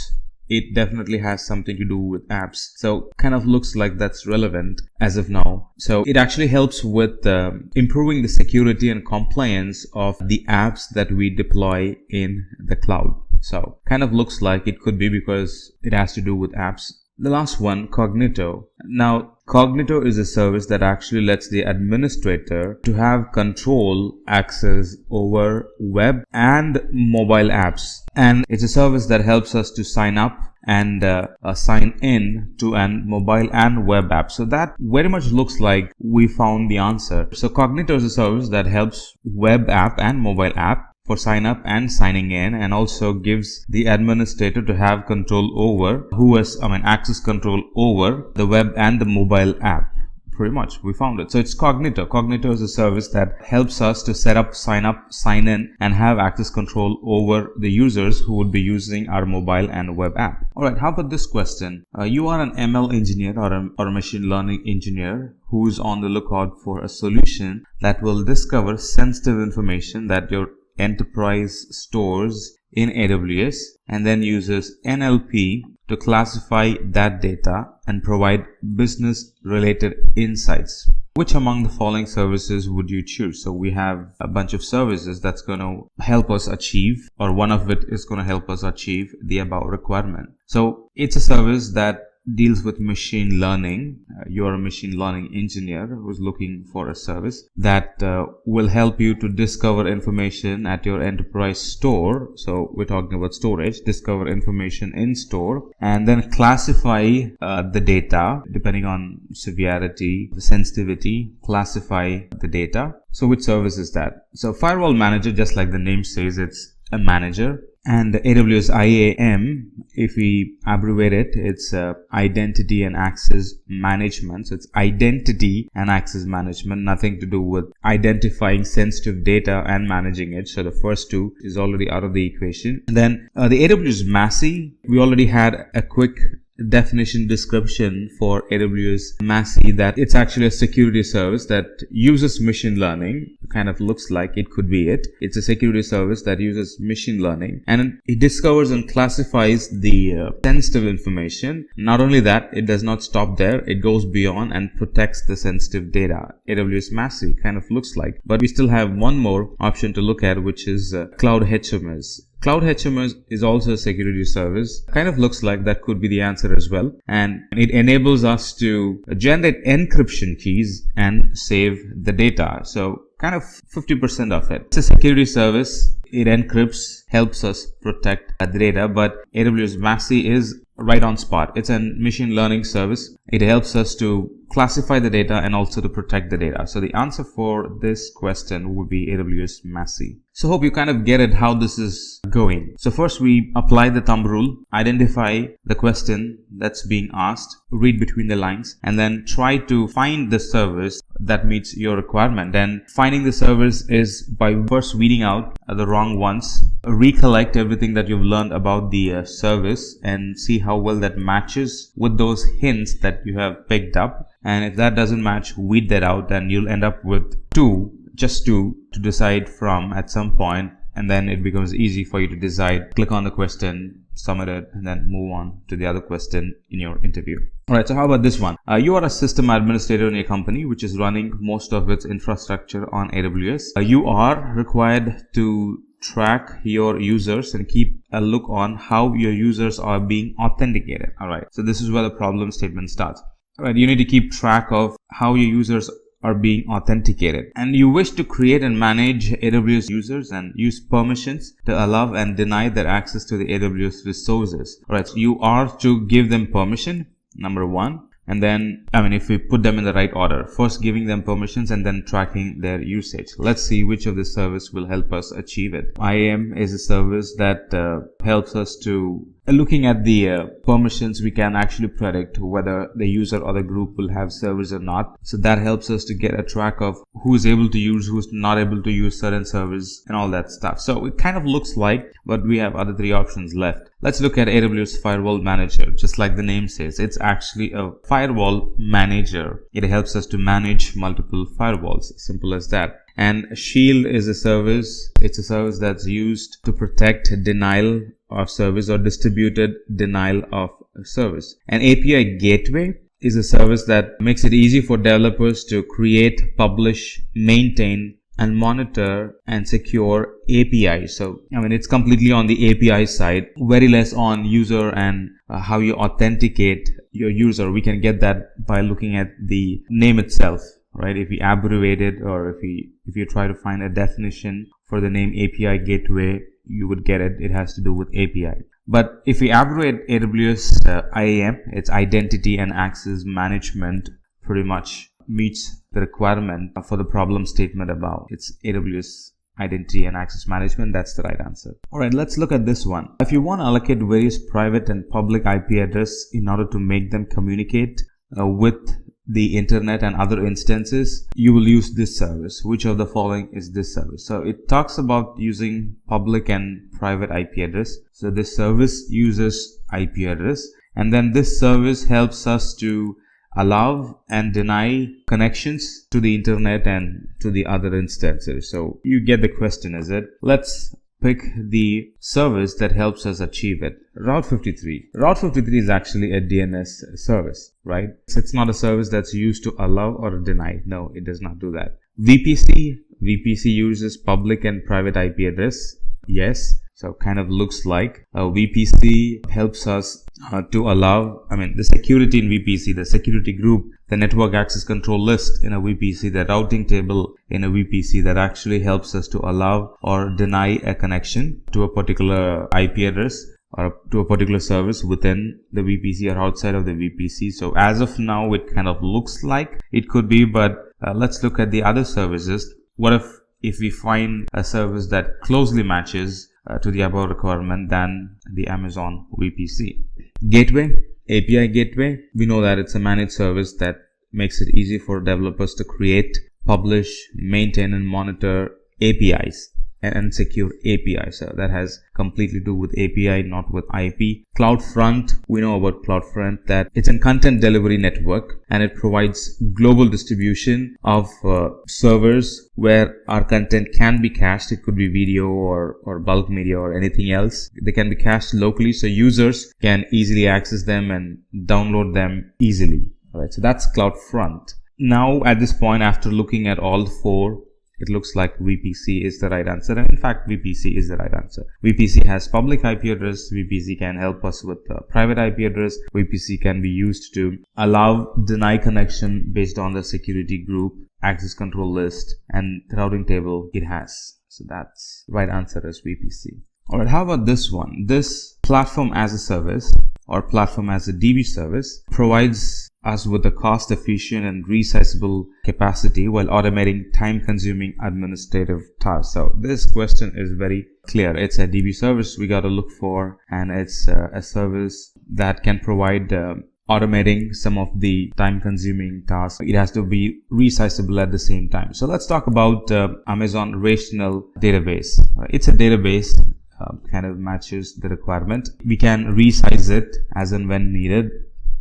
All right, looks like it's a fit as of now. It actually automates some of the time consuming work. Looks like it's a fit as of now. Let's move on to Elastic Cache and then try to see if that matches the definition that we've figured out above. Elastic Cache, it's actually a caching service. It's again an in-memory data store which helps in achieving high throughput and low latency in memory data store. So it's not a full-blown database, and it does not come with any Amazon provisioned automation in it for automating any of the administration tasks. No, it does not come up with anything like that. Yeah, we can resize the capacity as and when needed, but automation, it's not there yet, and moreover it's not a database, so that's out of the equation. VPC is not a resizable one. Once we have designed VPC, it's fixed, it can't be resized. So that's out of the equation. And Amazon Glacier is a storage but not a database. Right, so that's again out of the equation. So the tie is kind of between Amazon Relational Database Service and Amazon Elasticache, because they both aid the database service, but Elasticache is not a full-blown database. It actually helps the database, but it's not a full-blown database. So it's Amazon Relational Database. So that's the one which is a platform as a service. It's the one which can be resized. It's the one which can be used to automate the time-consuming administrative tasks. Alright, let's talk about this one. Which of the following is a means for accessing human researchers or consultants to help solve a problem on a contractual or a temporary basis? Alright, let's read the question again. Which of the following is a means for accessing human researchers or consultant to help solve problems on a contractual or a temporary basis? It's like assigning tasks or hiring AWS experts for a temporary job. So let's try to find that kind of service in the 4 services that are listed. Amazon Elastic MapReduce. MapReduce is actually an framework service that makes it easy and cost effective to analyze large amount of data, but that has nothing to do with accessing human researchers. Alright, let's talk about Mechanical Turk. It's a web service that provides a human workforce. That's the definition for it. For example, automation is good, but not everything can be automated. For something to qualify for automation, it has to be a repetitive task. A one-time task can't be automated, or the time and money that you would be spending in automation is not worth it. Instead, you could have done it manually. So that does not qualify for automation. And anything that requires intelligence, right? Anything that's a special case. Right? Automation can do repetitive tasks. Automation can do precise work, but it has to be repetitive tasks. The scenario, it should have been there already. Only then that can be executed. But if it's a new scenario and it requires appropriate addressing, then it requires human task. So we could hire researchers and consultants who can help solve a problem using Amazon Mechanical Turk. The other 2 are already out of the equation. Now DevPay is actually a payment system through Amazon, and multi-factor authentication, as it says, it's an authentication system. So the right answer is Amazon Mechanical Turk. Alright, this sounds interesting. Let's look at this one. This service is used to make it easy to deploy, manage, and scale containerized applications using Kubernetes on AWS. Which of the following is this AWS service? So it's a service to deploy, manage, and scale containerized applications. So it deals with containers. It also should have the ability to use Kubernetes, which is a container orchestration service. Alright, the first one, Amazon Elastic Container Service. Kind of looks like it's the one. The name itself has the word and the relation we're looking for, Elastic Container Service. So this container service is an highly scalable, high performance container orchestration service. Let's look at the other one, AWS Batch. It's a service that enables IT professionals to schedule and execute batch processing. I mean, the name itself says that that's meant for batch processing. Elastic Beanstalk, that's another service that helps us to deploy, manage, and scale, but it helps us with EC2 instances, not with containerized instances. So that's again out of the equation. Would Lightsail be a good tie for Elastic Container Service? What's Lightsail? Now, Lightsail is a service.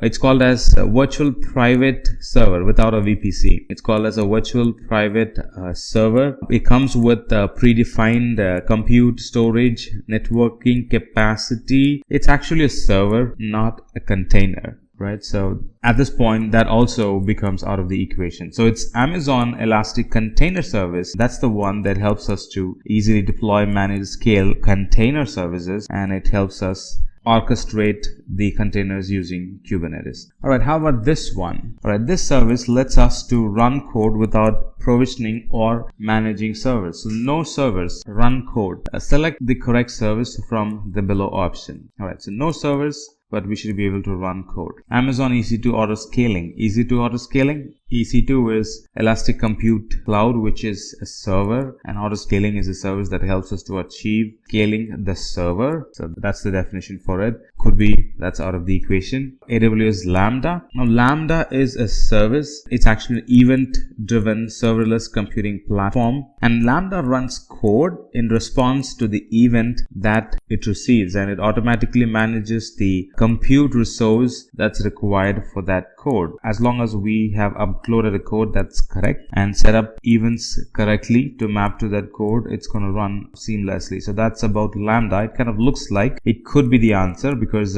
Lambda runs code.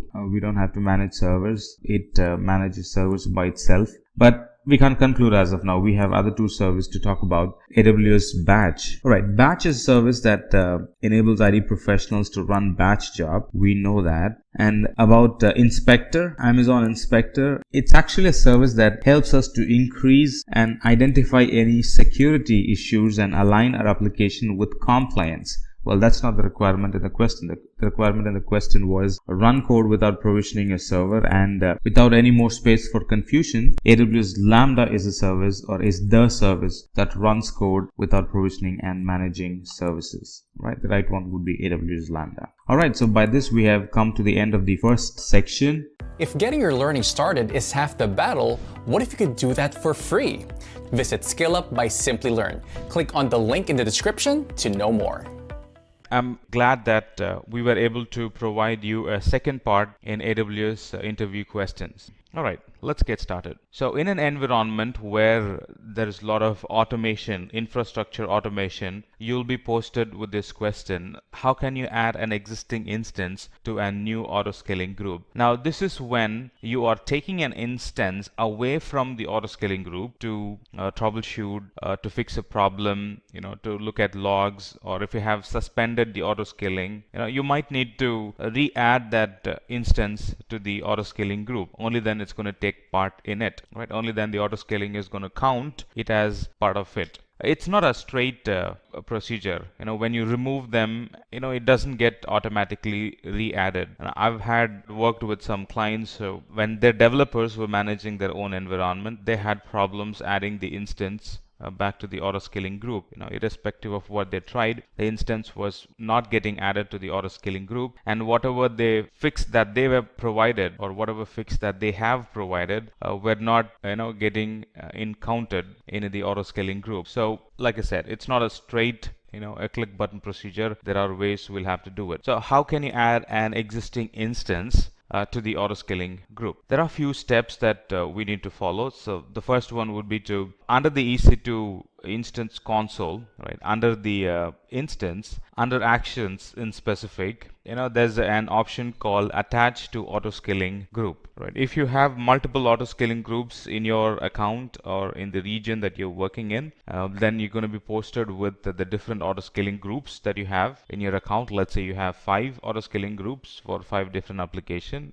You're going to be posted with 5 different autoscaling groups, and then you would select the appropriate autoscaling group and attach the instance to that particular autoscaling group. While adding to the autoscaling group, if you want to change the instance type, that's possible as well. Sometimes when you want to add the instance back to the autoscaling group, there would be requirement that you change the instance type to a better one, to a better family, to the better instance type. You could do that at that time. And after that, you have completely added the instance back to the autoscaling group. So it's actually a 7-step process, adding an instance back to the autoscaling group. In an environment where they're dealing with migrating the instance, or migrating an application, or migrating an instance, migrating an VM into the cloud, if the project that you're going to work with deals with a lot of migrations, you could be posted this question: what are the factors you will consider while migrating to Amazon Web Services? The first one is cost. Is it worth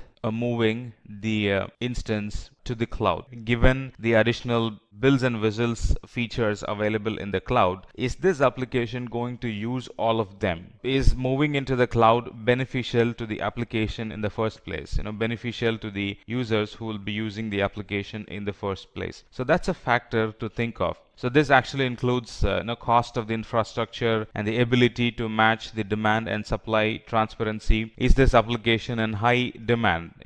Is it going to be a big loss if the application becomes unavailable for some time? So there are a few things that needs to be considered before we move the application to the cloud. And then if the application needs to be provisioned immediately, is there an urge? Is there an urge to provision the application immediately? That's something that needs to be considered. If the application requires to go online, if the application needs to hit the market immediately, then we would need to move it to the cloud, because in on-premises, procuring or buying an infrastructure, buying the bandwidth, buying the switch port, buying an instance, buying the softwares, buying the license related to it, it's going to take time, at least like 2 weeks or so, before you can bring up an server and launch an application in it, right? So if the application cannot wait, waiting means workforce productivity loss, is it? So we would want to immediately launch instances and put application on top of it. In those cases, if your application is of that type, if there is an urge in making the application go online as soon as possible, then that's a candidate for moving to the cloud. And if the application, or if the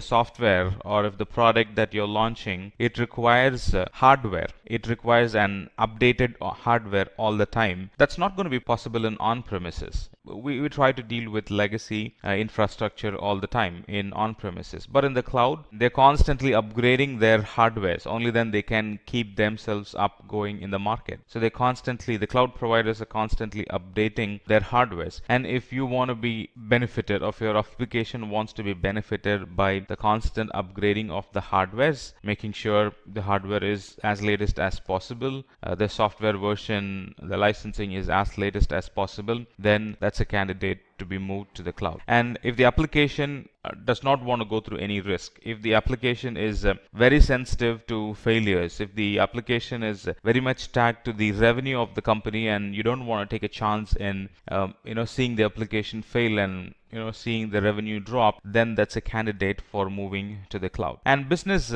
agility, moving to the cloud, at least half of the responsibility is now taken care by the provider. In this case, it's Amazon. At least half of the responsibility is taken care by them. Like if the hardware fails, Amazon makes sure that they're fixing the hardware immediately. And notifications, if something happens, there are immediate notifications available that we can set it up and make ourselves aware that something has broken, and we can immediately jump in and fix it. So you see, the responsibility is now being shared between Amazon and us. So if you want to get that benefit for your application, for your organization, for the product that you're launching, then it needs to be moved to the cloud so you can get that benefit from the cloud. The other question you could get asked is, what is RTO and RPO in AWS? They are essentially disaster recovery terms. When you're planning for disaster recovery, you cannot avoid planning disaster recovery without talking about RTO and RPO. Now, what's the RTO? What's the RPO in your environment? Or how do you define RTO? How do you define RPO? Are some general questions that get asked. RTO is recovery time objective. RTO stands for the maximum time the company is willing to wait for the recovery to happen, or for the recovery to finish when a disaster strikes. So RTO is in the future, right? How much time is it going to take to fix and bring everything to normal? So that's RTO. On the other hand, RPO is recovery point objective, which is the maximum amount of data loss your company is willing to accept as measured in time. RPO always refers to the backups, the number of backups the frequency of the backups, right? Because when an outage happens, you can always go back to the latest backup, right? And if the latest backup was before 12 hours, you have lost the in between 12 hours of data storage, right? So RPO is the acceptable amount. If the company wants less RPO is 1 hour, then you should be planning on taking backups every 1 hour. If RPO is 12 hours, then you should be planning on taking backups every 12 hours. So that's how RPO and RTO helps disaster recovery. The fourth question you could get asked is if you would like to transfer huge amount of data, which is the best option among Snowball, Edge, and Snowmobile? Again, this is a question that gets asked if the company is dealing with a lot of data transfer into the cloud, or if the company is dealing with migrating data into the cloud. I'm talking about a huge amount of data in petabytes. Snowball and all of the Snowball series deals with petabyte-sized data migrations. So there are three options available as of now. AWS Snowball is an data transport solution for moving high volume of data into and out of a specified AWS region. On the other hand, AWS Snowball Edge adds additional computing functions. Snowball is simple storage and movement of data, and Snowball Edge has a compute function attached to it.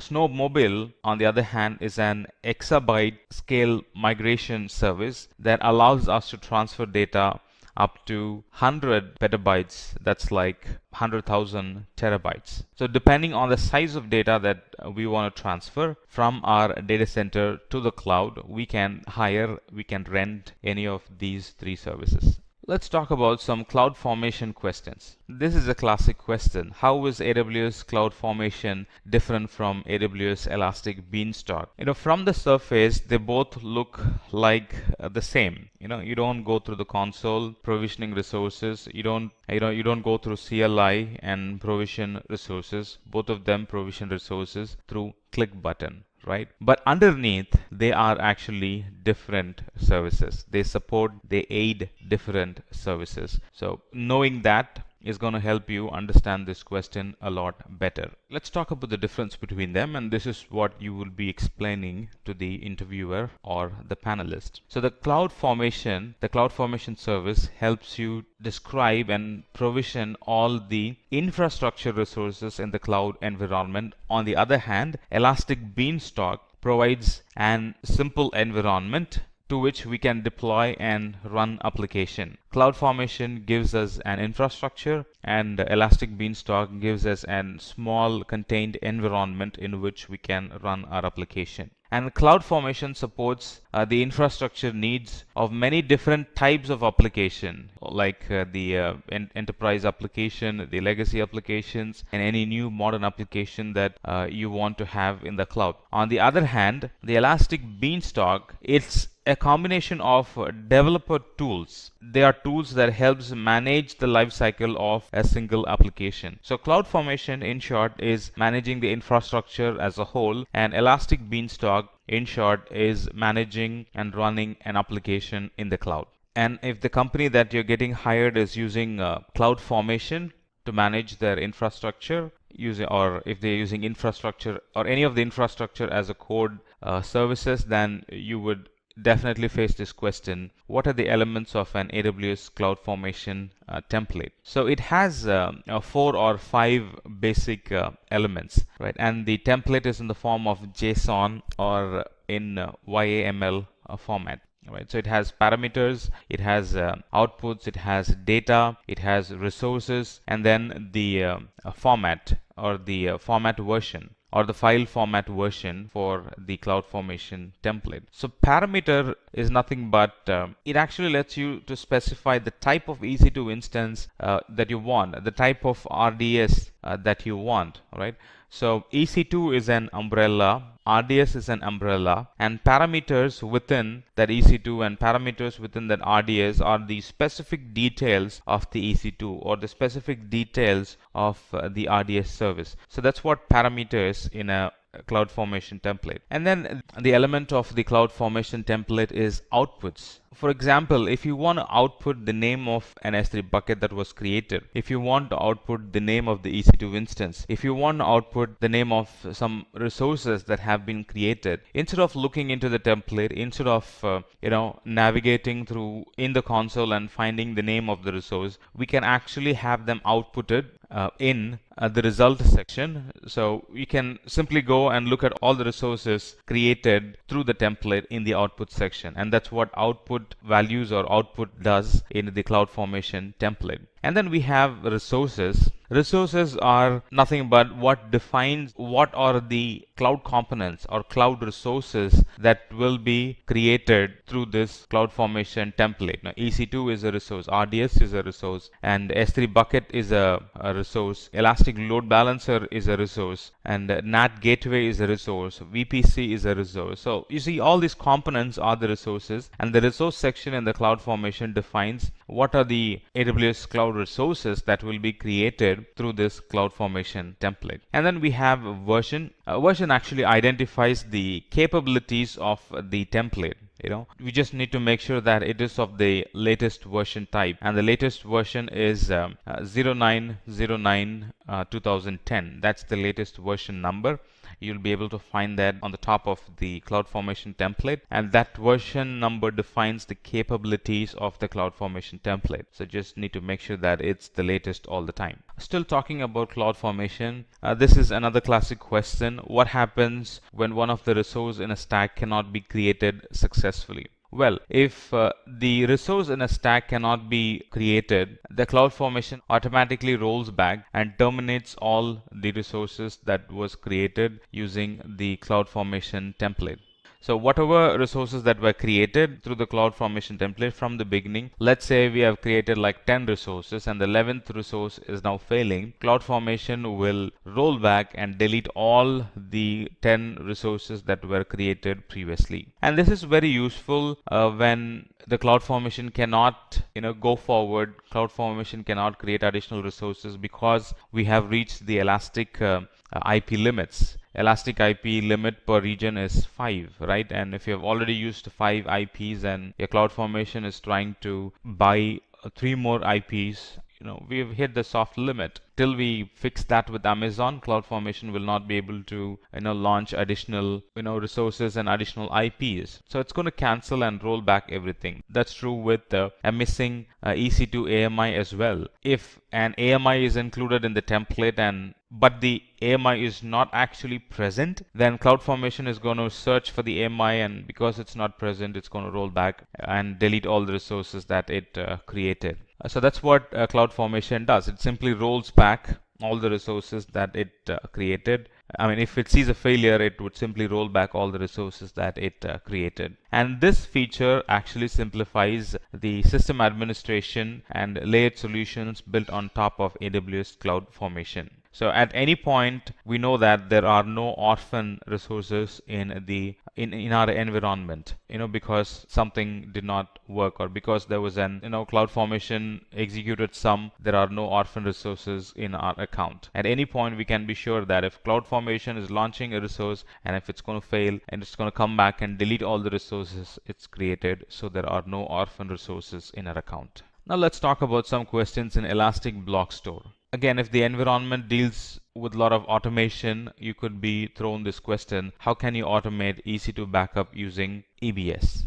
It's actually a 6-step process. To automate the EC2 backups, we'll need to write a script to automate the below steps using AWS API. And these are the steps that should be found in the scripts. First, to get the list of instances, and then the script that we are writing should be able to connect to AWS using the API and list the Amazon EBS volumes that are attached locally to the instance. And then it needs to list the snapshots of each volume, make sure the snapshots are present, and it needs to assign a retention period for the snapshot, because over time the snapshots are going to be invalid, right? Once you have some 10 latest snapshots, any snapshot that you have taken before that 10 becomes invalid because you have captured the latest, and 10 snapshot coverage is enough for you. And then the fifth point is to create a snapshot of each volume, create a new snapshot of each volume, and then delete the old snapshot. Anytime a new snapshot gets created, the oldest snapshot in the list needs to go away. So we need to include options, we need to include scripts in our script, lines in our script that make sure that it's deleting the older snapshots which are older than the retention period that we are mentioning. Another question that you could see in the interview, be it a written interview, be it online interview, or be it an telephonic or face-to-face interview, is what's the difference between EBS and instant store? Let's talk about EBS first. EBS is kind of permanent storage.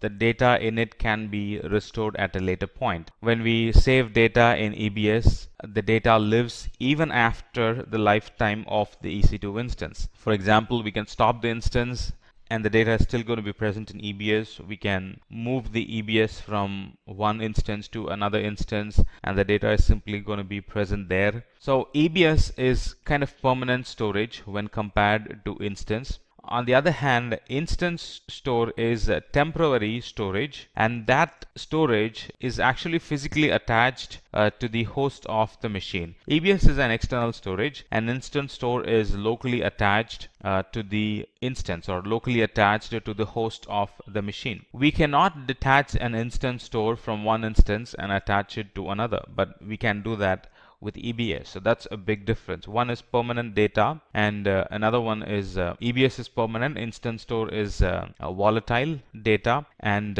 instance store, with instance store we won't be able to detach the storage and attach it to another instance. And another feature of instance store is data in an instance store is lost if the disk fails or the instance is stopped or terminated. So instance store is only good for storing cache data. If you want to store permanent data, then we should think of using EBS and not instance store. While talking about storage on the same lines, this is another classic question. How can you take backups of EFS like EBS? And if you can take backup, how do you take that backup? The answer is yes, we can take EFS to EFS backup solution. EFS does not support snapshot.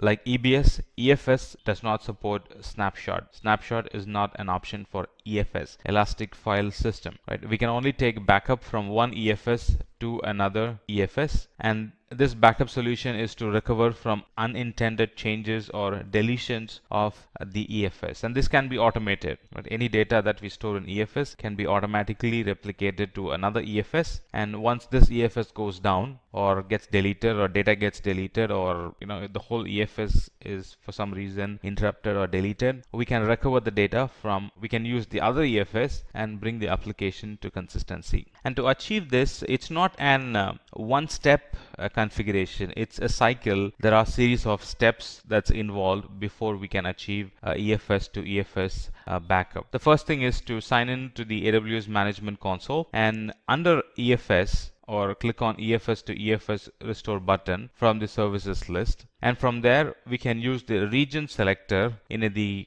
console navigation bar to select the actual region in which we want to work on, and from there ensure that we have selected the right template. Some of the templates would be EFS to EFS backup, granular backups, incremental backups. Right, so there are some templates, the kind of backups that you want to take. Do you want to take granular? Do you want to take increment backups? Stuff like that. And then create a name to that solution, the kind of backup that we have created. And finally review all the configurations that you have done and click on save. And from that point onwards, the data is going to be copied. And from that point onwards, any additional data that you put is going to copy it and replicate it. Now you have an EFS to EFS backup. This is another classic question in companies which deals with data management. There are easy options to create snapshots, but deleting snapshots is not always an click button or a single step configuration. So you might be facing a question like, how do you auto delete old snapshots? And the procedure is like this. Now, as best practice, we will take snapshots of EBS volume to S3. All snapshots get stored in S3. We know that now. And we can use AWS Ops Automator to automatically handle all snapshots. The Ops Automator service, it allows us to create, copy, delete EBS snapshots. So there are CloudFormation templates available for AWS Ops Automator, and this Automator template will scan the environment and it would take snapshots. It would copy the snapshot from one region to another region if you want, if you're setting up a DR environment. And not only that, based on the retention period that we create, it's going to delete the snapshots which are older than the retention period. So life or managing snapshot is made a lot easier because of this Ops Automator CloudFormation template.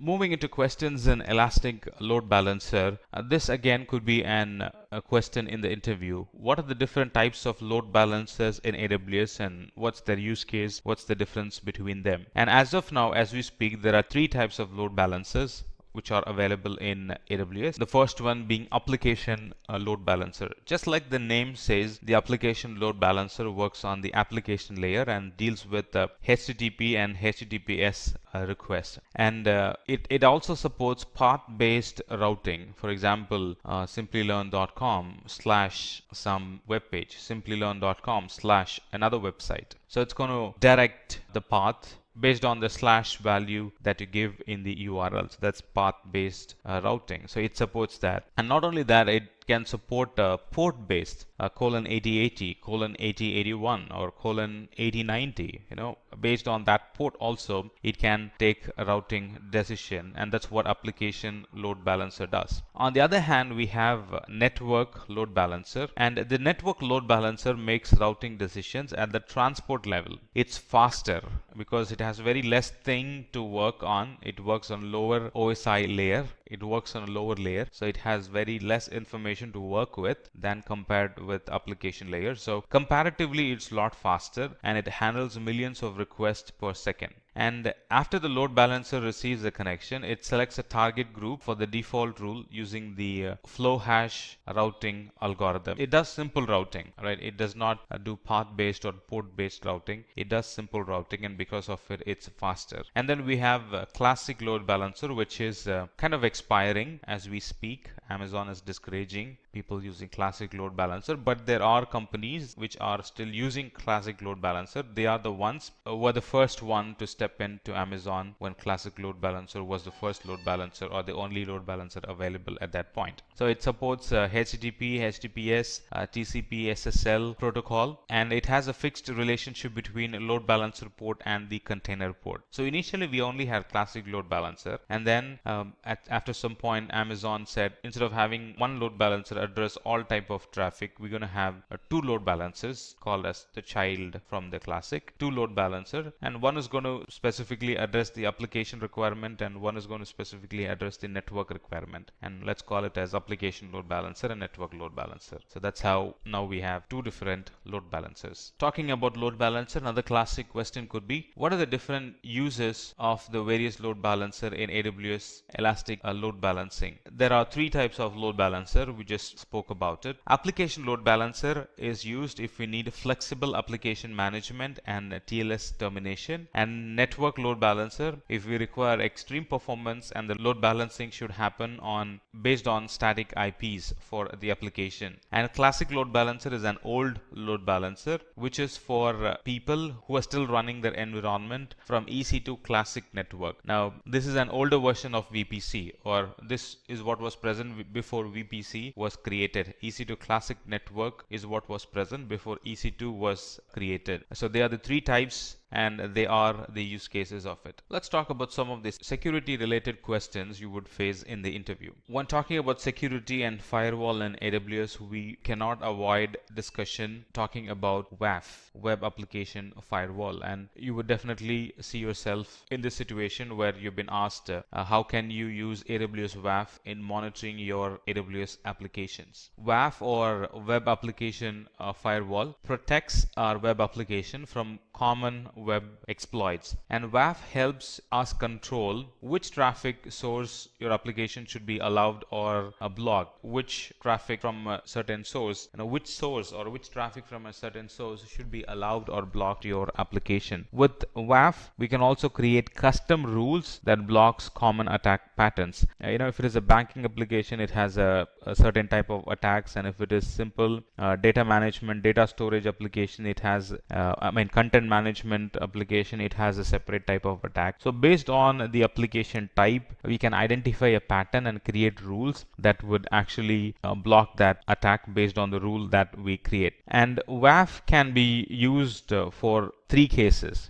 The first one is allow all requests, and then block all requests, and count all requests for a new policy. So it's also an monitoring and management service which actually counts all the policies, or counts all the requests that matches a particular policy that we create. And some of the characteristics we can mention in AWS WAF are the origin IPs and the strings that appear in the request. We can allow block based on origin IP, allow block based on strings that appear in the request. We can allow block or count based on the origin country, length of the request. We can block and count the presence of malicious scripts in an connection. We can count the request headers, or we can allow block a certain request header, and we can count the presence of a malicious SQL code in a connection that we get and that want to reach our application. Still talking about security, what are the different AWS IAM categories we can control? Using AWS IAM, we can do the following. One is create and manage IAM users. And once the user database gets bigger and bigger, we can create and manage them in groups. And in IAM, we can use it to manage the security credentials, kind of setting the complexity of the password, setting additional authentications, like MFA, and rotating the passwords, resetting the password. There are a few things we could do with IAM. And finally, we can create policies that actually grants access to AWS services and resources. Another question you will see is, what are the policies that you can set for your user's password? So some of the policies that we can set for the user password is the minimum length, or the complexity of the password by at least having one number or one special characters in the password. So that's one. And then the requirement of a specific character types, including uppercase, lowercase, number, and non-alphabetic characters. So it becomes very hard for somebody else to guess what the password would be and try to hack them. So we can set the length of the password, we can set the complexity in the password, and then we can set an automatic expiration of the password. So after a certain time, the user is forced to create a new password, so the password is not stale, old, and easy to guess in the environment. And we can also set settings like the user should contact the admin when the password is about to expire. So you can get a hold of how the user is setting their password. Is it having good complexity in it? Is it meeting company standards? Or there are a few things that we can control and set for the users when the users are setting or recreating the password. Another question that could be posted in an interview, so to understand your understanding of IAM, is what's the difference between an IAM role and an IAM user? Let's talk about IAM user. Let's start small and then go big, or let's start simple and then talk about the complex one. The IAM user has a permanent long-term credential, and it's used to interact directly with AWS services. And on the other hand, IAM role is an IAM entity that defines a set of permissions for making AWS service requests. So IAM user is an permanent credential and role are temporary credentials. And IAM user has full access to all AWS IAM functionalities. And with role, trusted entities such as IAM users, application, or AWS services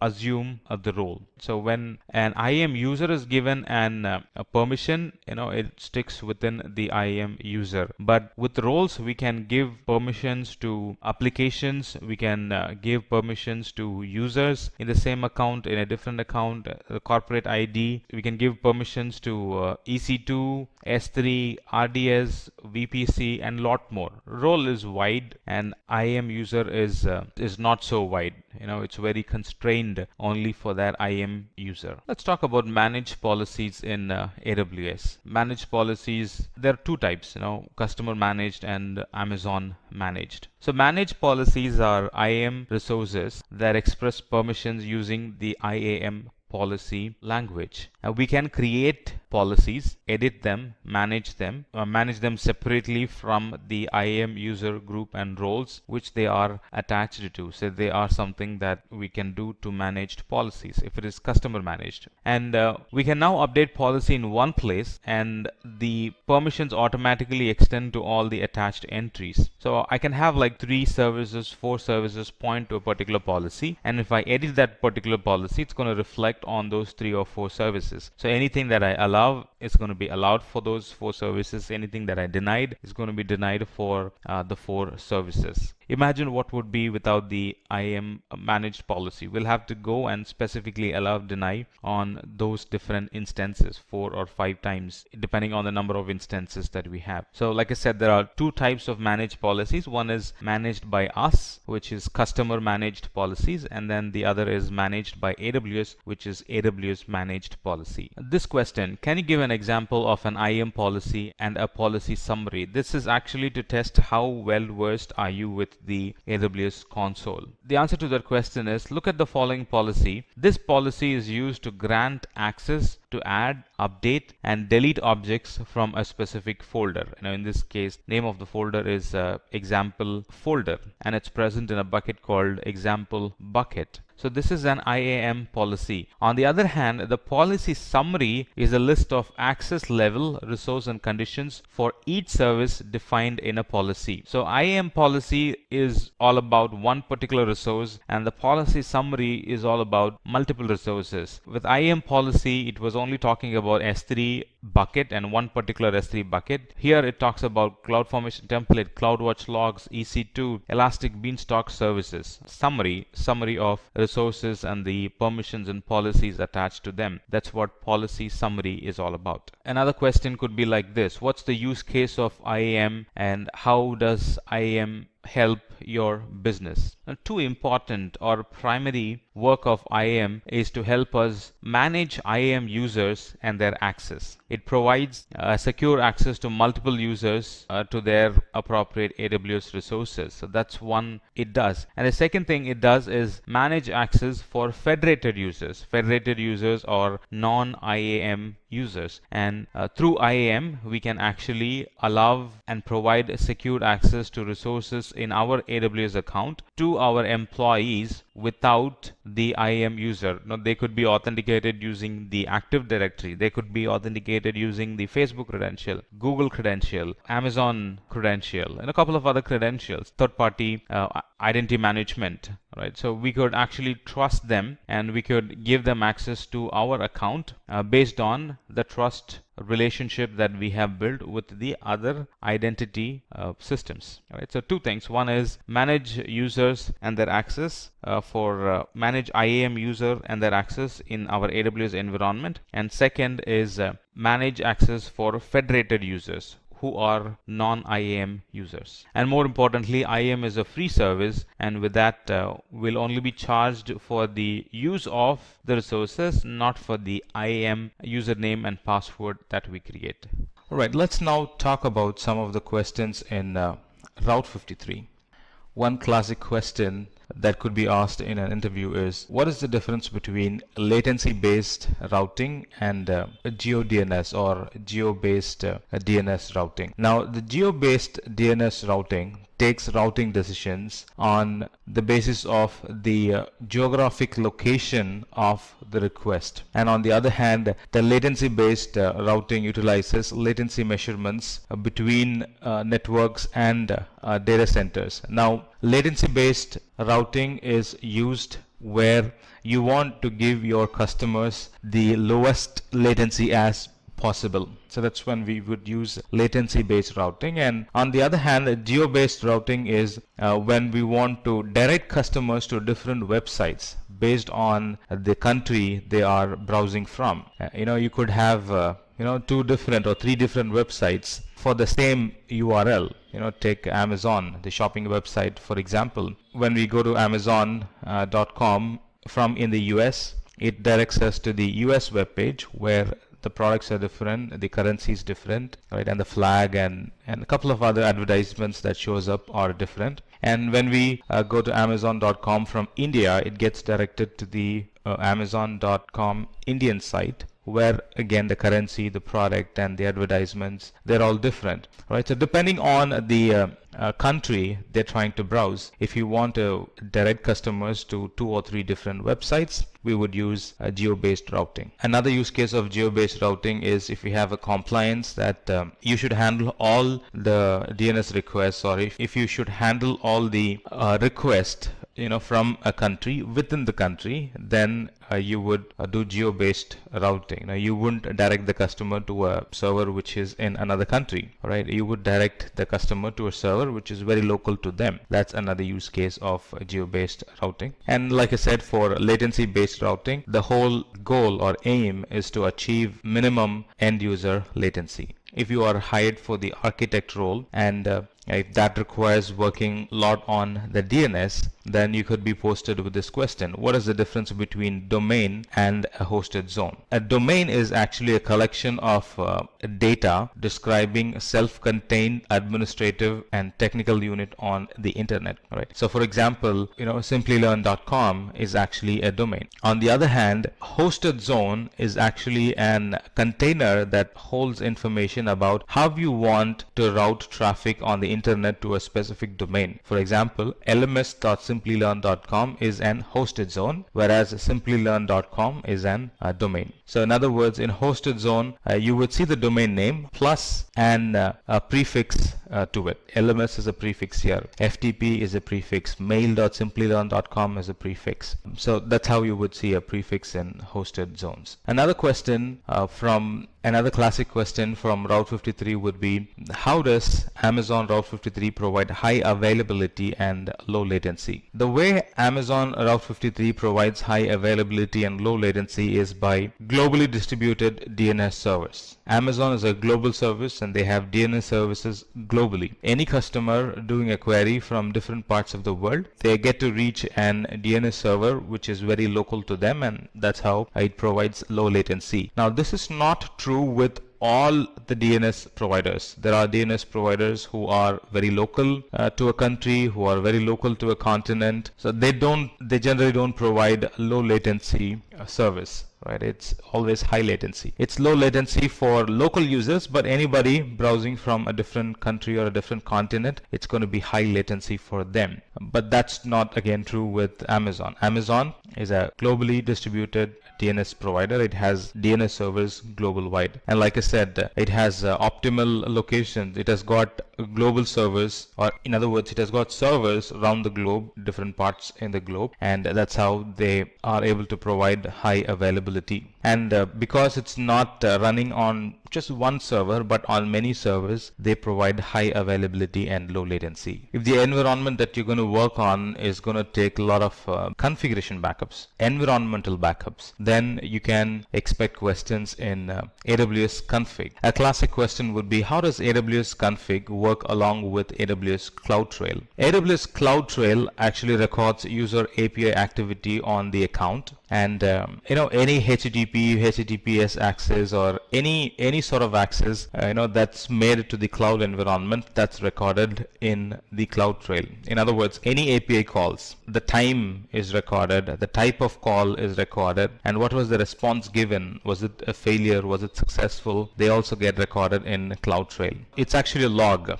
It actually records the activity in your cloud environment. On the other hand, config is a point-in-time configuration details of your resources. For example, at a given point, what are all the resources that were present in my environment? What are all the resources, or what are the configuration in those resources at a given point? They get captured in AWS config. Right? So with that information, you can always answer the question, what did my AWS resource look like at a given point in time? That question gets answered when we use AWS config. On the other hand, with CloudTrail, you can answer the question, by looking at the CloudTrail, or with the help of CloudTrail, you can easily answer the question, who made an API call to modify this resource? That's answered by CloudTrail. And with CloudTrail, we can detect if a security group was incorrectly configured and who did that configuration. Let's say there happened to be a downtime, and you want to identify,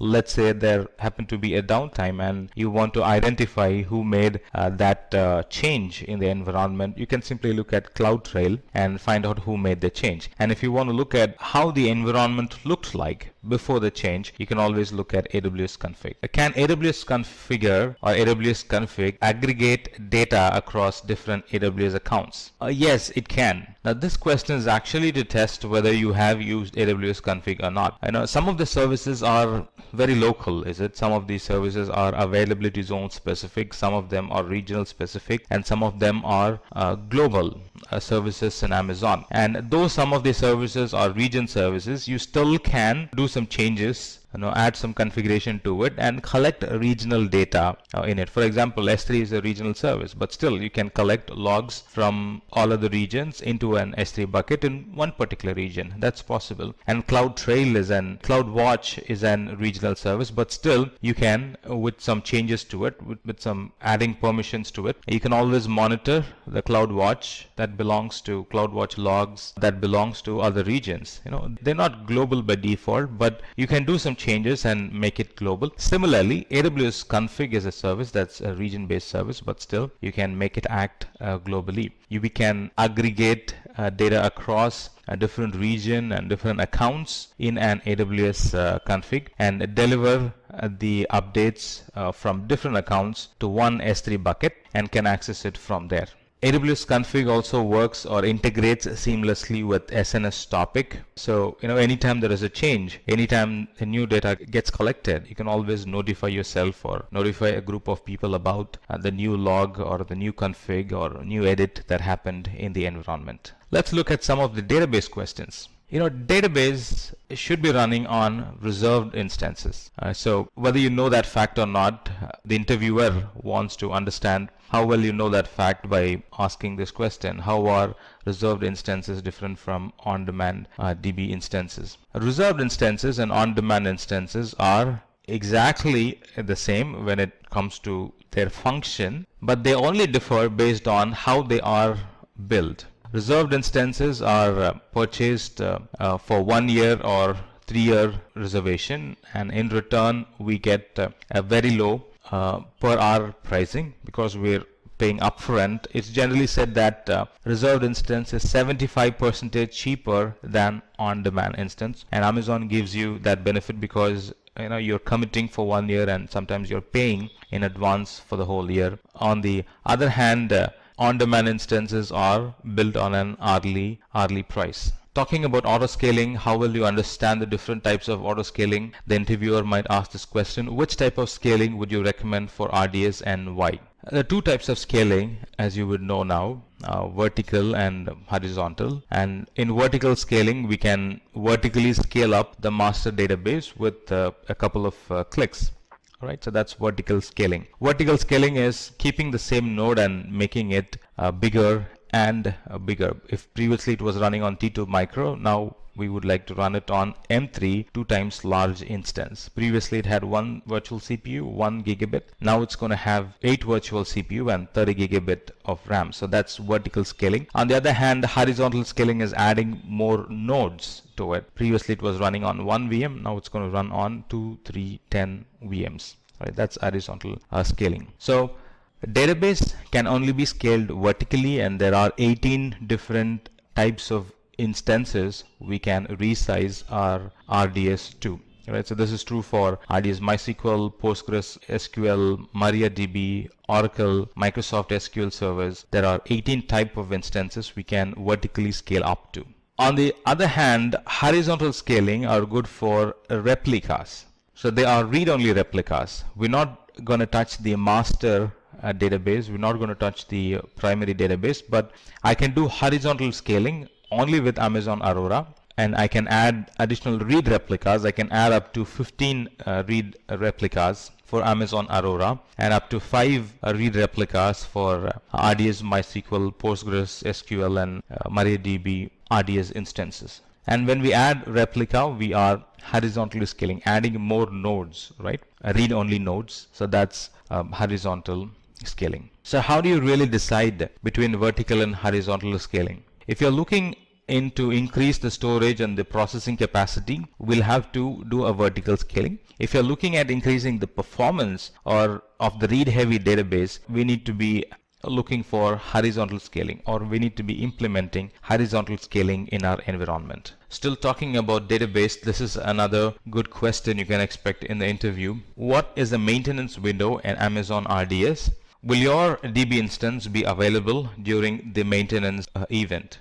Right, so this is really to test how well you have understood the SLA, how well you have understood the Amazon RDS, the failover mechanism of Amazon RDS, stuff like that. So RDS maintenance window, it lets you decide when a DB instance modification, a database engine upgrades, or software patching has to occur. And you actually get to decide, should it happen at 12 in the night, or should it happen at afternoon? Should it happen early in the morning? Should it happen in the evening? You actually get to decide. And automatic scheduling by Amazon is done only for patches that are security and durability related. Sometimes Amazon takes down and does automatic scheduling if there is a need for a patch update that deals with security and durability.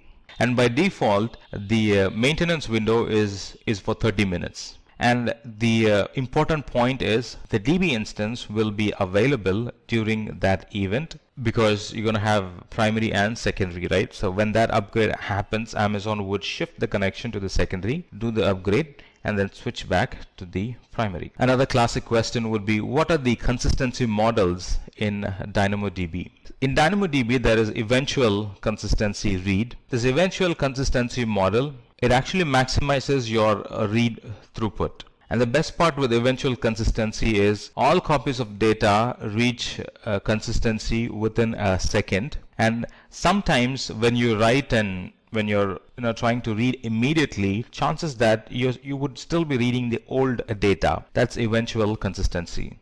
On the other hand, there is another consistency model called the strong consistency or strongly consistent read, where there is going to be a delay in writing the data, making sure the data is written in all places, but it guarantees one thing, that is, once you have done a write and then you're trying to do a read, it's going to make sure that it's going to show you the updated data, not the old data. You can be guaranteed of it that it is going to show the updated data and not the old data. That's strongly consistent. Still talking about database, talking about NoSQL, DynamoDB or NoSQL database, which is DynamoDB in Amazon. You could be asked this question: what kind of query functionality does DynamoDB support?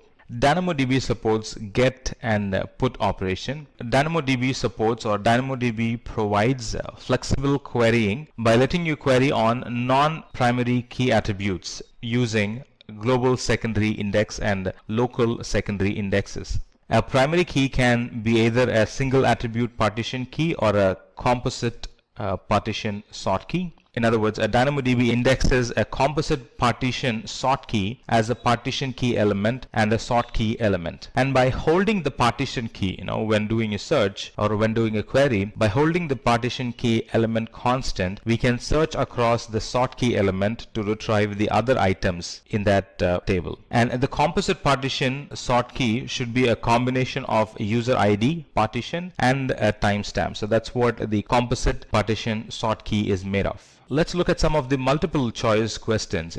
Sometimes some companies would have a written test or an MCQ type online test before they call you for the first level or before they call you for the second level. So these are some classical questions that companies ask in their multiple choice online questions. Let's look at this question. As a developer, using this pay-per-use service, you can send, store, and receive messages between software components. Which of the following is being referred here?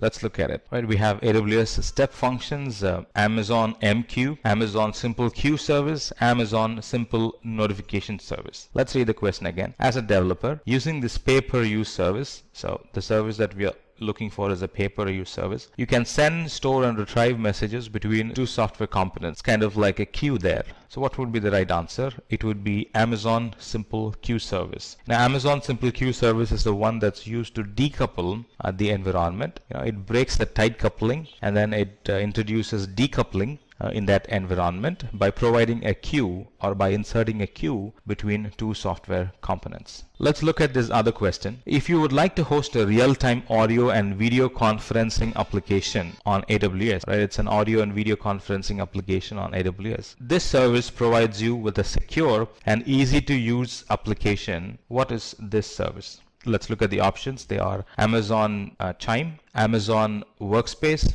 Amazon MQ, Amazon AppStream.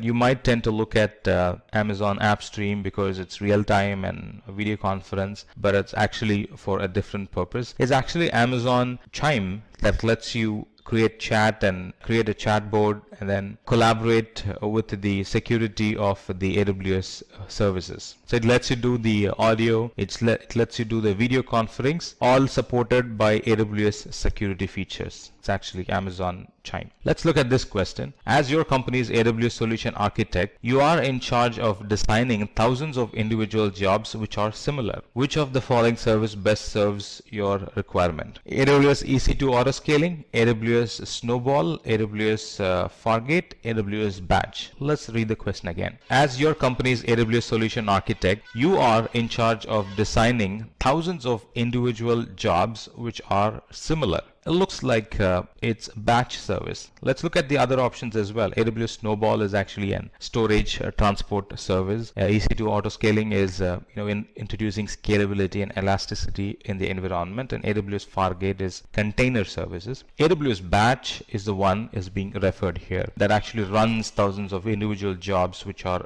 similar. AWS Batch is the right answer. Right, let's look at the other one. You are a machine learning engineer and you're looking for a service that helps you build and train machine learning models in AWS. Which among the following are we referring to? So we have Amazon SageMaker, AWS Deep Lens, Amazon Comprehend, AWS Device Farm. Let's read the question again. You are a machine learning engineer and you're looking for a service that helps you build and train machine learning models in AWS. Which among the following are referred here? The answer is SageMaker. It provides every developer and data scientist with the ability to build, train, and deploy machine learning models quickly. That's what SageMaker does. Now, for you to be familiar with the products, I would recommend you to simply go through the product description. There's one page available on Amazon that explains all the products, quick, neat, and simple. That really helps you to be very familiar with what the product is all about and what it is capable of. Is it a DB service? Is it a machine learning service? Or is it a monitoring service? Is it a developer service? Stuff like that. So get that information, get that details before you attend an interview, and that should really help to answer or face such questions with great confidence. So the answer is Amazon SageMaker, because that's the one that provides developers and data scientists the ability to build, train, and deploy machine learning models quickly as possible. All right, let's look at this one. Let's say that you are working for your company's ID team and you are designated to adjust the capacity of the AWS resource based on the incoming application and network traffic. How do you do it?